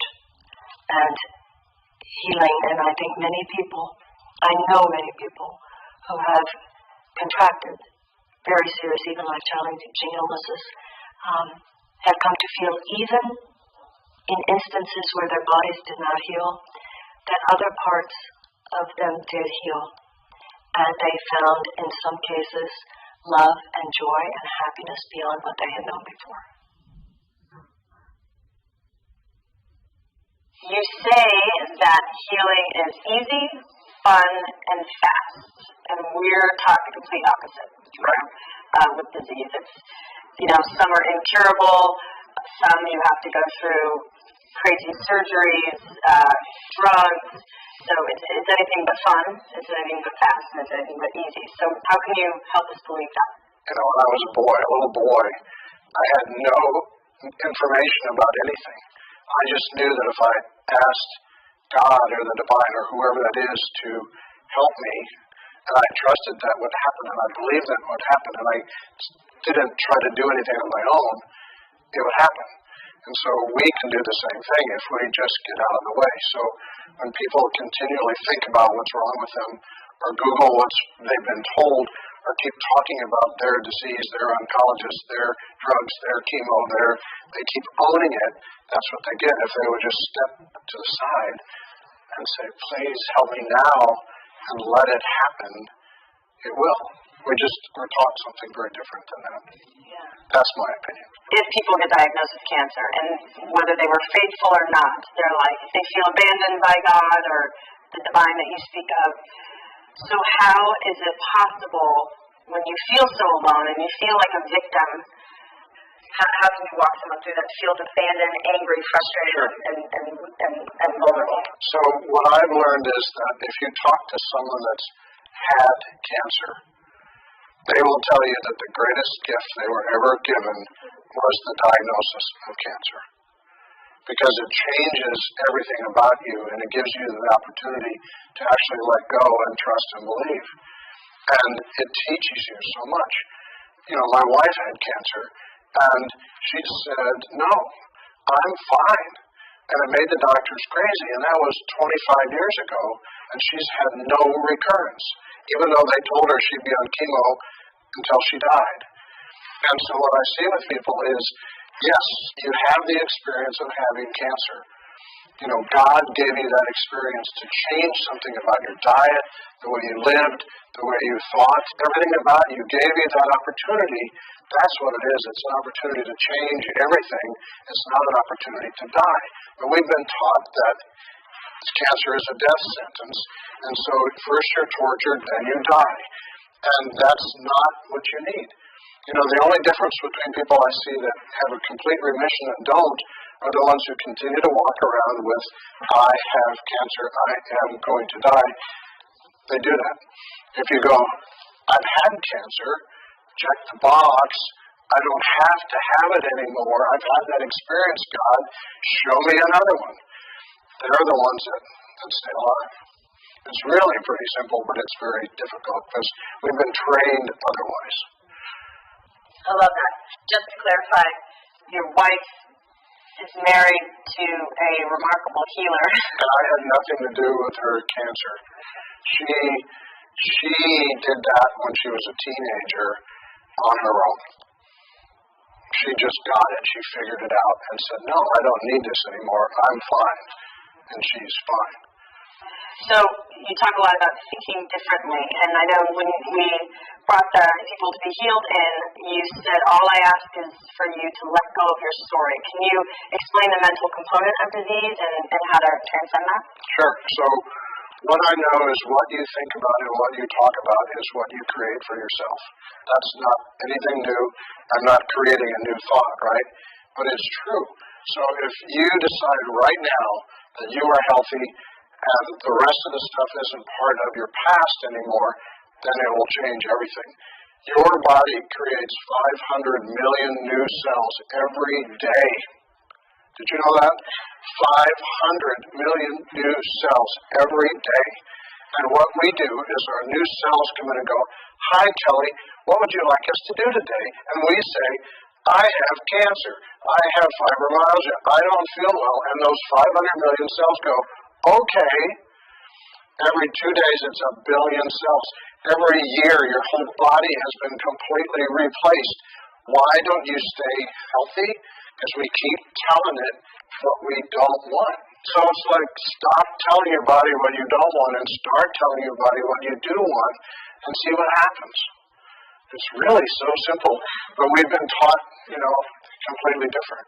I totally understand what you're saying, and I believe it 1,000,000%. But it's so hard when you're in it and you're suffering and you're feeling the pain, and it's so hard to think positive and think I am healthy when you have tumors in your body or you're nauseous all the time or you're too tired to get out of bed. So I just want to figure out how to, for someone who is in pain and suffering, how to start pivoting their mind and how to push through it, or is it a total surrender? See, we've been taught that being sick is bad, having the flu is bad. We've been taught that having pain is bad, when sometimes having the flu is actually clearing your body of the toxic energy that's trying to get out.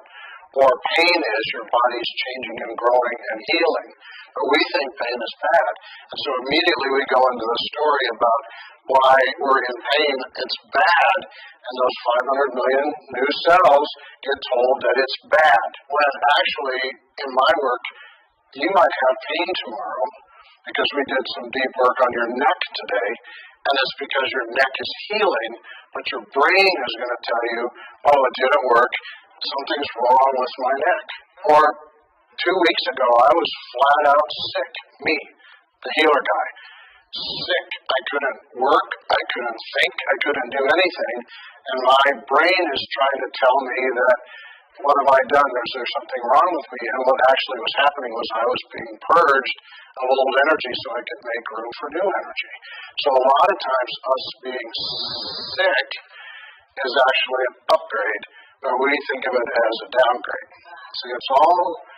Again, it's the story you tell about things. Yeah, The story you tell about being sick. It's like, I didn't go to enough therapy. I still am dealing with this anger from my childhood, or shoot, I ate the cupcakes, or oops, I had a glass of wine, And you see, all that judgment that we have about the glass of wine or not enough therapy or whatever it is pushing that energy back into our body that's creating the density, which is creating the blockage, which is creating the stagnation, which is creating more stuff for the brain to connect with so it can mess with you to keep you in that place.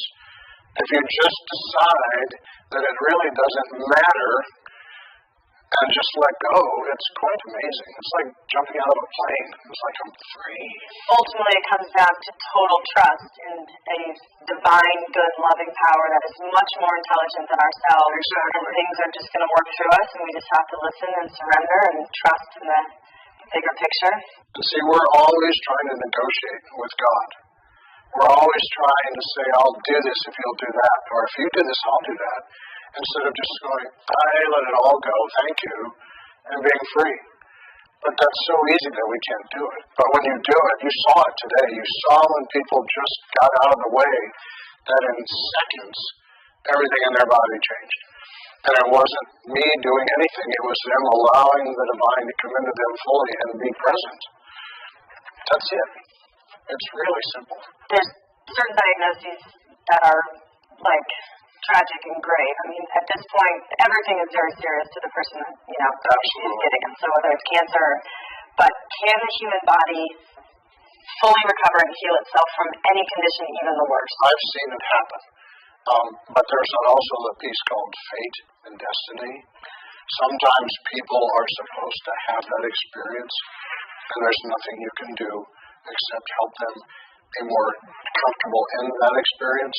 So sometimes you can't do it. There's nothing you can do. You know, and sometimes it's amazing what's possible. And so in the work that I do, I used to take it really personally because I thought that if I didn't completely change somebody, it was my fault. And it was hard. But now I understand that sometimes it's your path, it's your destiny, it's your fate, it's what's supposed to happen with you. Your soul needed to do that, to learn something, and that's just the way it is, but you'll come back around and have a much different life next time. So sometimes the ALS is that ultimate purging of all of your karma and all of your past life stuff and everything that you've been carrying around.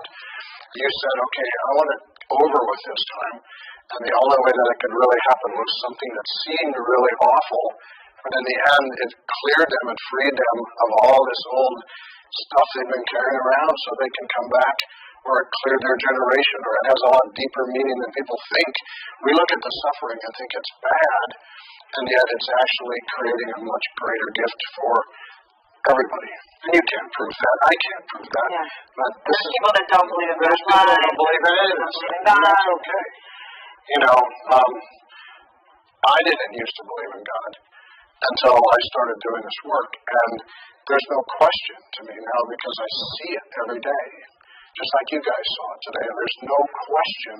There's something.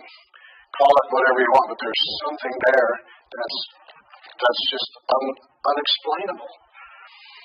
You know, there's no trick. It's just there. It's just being in the presence of God and letting it come through you. And I'm not a religious person. I don't go to church. You know, I pray more than most people do, and I'm in the presence of this energy all the time. So I'm just there. I don't have to go there. I'm there. Somebody said to me today, "How do you prepare for this?" I'm like, I'm there. And once you're there, you never want to go anywhere else. And it's not that I'm this religious guy, because I don't know what that means. I just know that I'm connected to the divine, and there's no other place to be.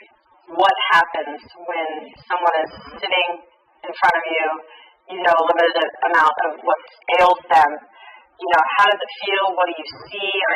Is it a voice in your head telling you to move their spine? Is it pure light? Like, what are you experiencing? All of the above. So when somebody sits down in front of me, or if I'm on the phone with somebody or whatever, and I don't remember, I'm not doing anything. I know that the only reason I'm getting to see this is because whoever that is, God, the divine, wants to keep me interested. Because I'm one of those people that wants to know what's going on, right? So you sit down in front of me, there's like a quick scan of your body, and this all happens in less than 2 seconds probably. There's a scan of your body. I see the areas of density. I see the areas of disease. I see where we're going. But again, I'm not going to do anything about it. I just get to see it. And then I literally just kind of take a breath out. If you notice today, I spent a lot of time looking outside.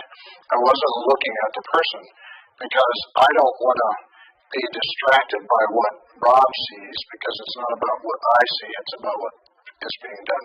So I get to see what's going on with you. And then the rest of it is completely out of my control. I have no thought about putting my hand on your neck or on your lower back or wherever it is. None of that comes into my head. My body goes into this automatic, goes wherever it's supposed to go. And I'm just watching it do it without any thought or any pre-idea of why I'm doing it or anything. When I start to question it, like, you really want me to put my hand there? Everything stops. So I just completely stay out of the way and let it happen. It's pretty wild.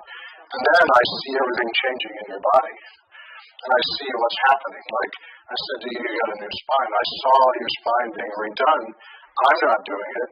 I'm watching another energy force do it, or somebody's liver, or whatever it is. I just see it happen, but it's that fast. I mean, it happens faster than you can even think about it happening, but it's just, I'm watching. It's like I'm the observer. I'm not the participant, I'm the observer. The only reason that they need a human, I think, is because a human energy has to be able to relate with other human energy. If you take energy from a different type of being, it doesn't have that personal ability to kind of understand what's going on. And so they need a human being, me or anybody, to connect because it's on a human basis, not out of realm kind of basis. Does that make sense? Yeah. I don't know if that's true. I just know that that's what I realized over doing this. Yeah, it'd be really awkward if like a zebra came up and put it. Exactly. Belief and expectation. How big of a role does that play in here? Have you worked on people that are complete think you're quackery and they're like, oh, bring it, try me out? And have you shifted that, or does the person have to be totally open? That's a really good question. I get a lot of people who will identify them as complete skeptics and think that I'm a bunch of whatever at these things that I do. And I welcome that because they're always the best ones, right? And the reason I do what I do, the way I do it, like what we did today in front of people, whether it's in front of 10 people or 1,000 people, is because when you see it happen, you pretty much can't have any other opinion. I mean, when you see what happens, what you saw happen today, if you were sitting there as a skeptic, even a skeptic would have a really difficult time putting this into some other category. But it does have an important thing, but I work with a lot of people who come in with no belief, and all of a sudden they're like, whoa. You know, so what I've noticed is the energy tends to be so powerful that it'll break through that. And if you sat here and absolutely did not want me to affect you in any way, even if I completely changed you, you would believe that I didn't affect you in any way. And I've seen that happen. Because some people need the drugs, they need the attention, they need all the stuff that they're getting from whatever they have, and there's nothing that's going to take that away, and that's okay. You know, I honor that because you get to do what you want to do. So it's interesting to see. Yeah, that's Marianne Williamson is another person, and she said it's all the level of consciousness that you're at, right? So some people need the drugs for them to believe that the healing is going on in their body. Right. You know, other people have a judgment about the drugs, so they're not going to work for them. Unless there's anything else you want to talk about, I'm just going to ask you one more question. Okay. What is the one takeaway message that you can give to everybody out there to either prevent disease, to deal with whatever they're dealing with? What is the one takeaway message that you want to share with everybody? I think it would be that you are the one who is responsible for your body. You have the right to have your own opinion of that.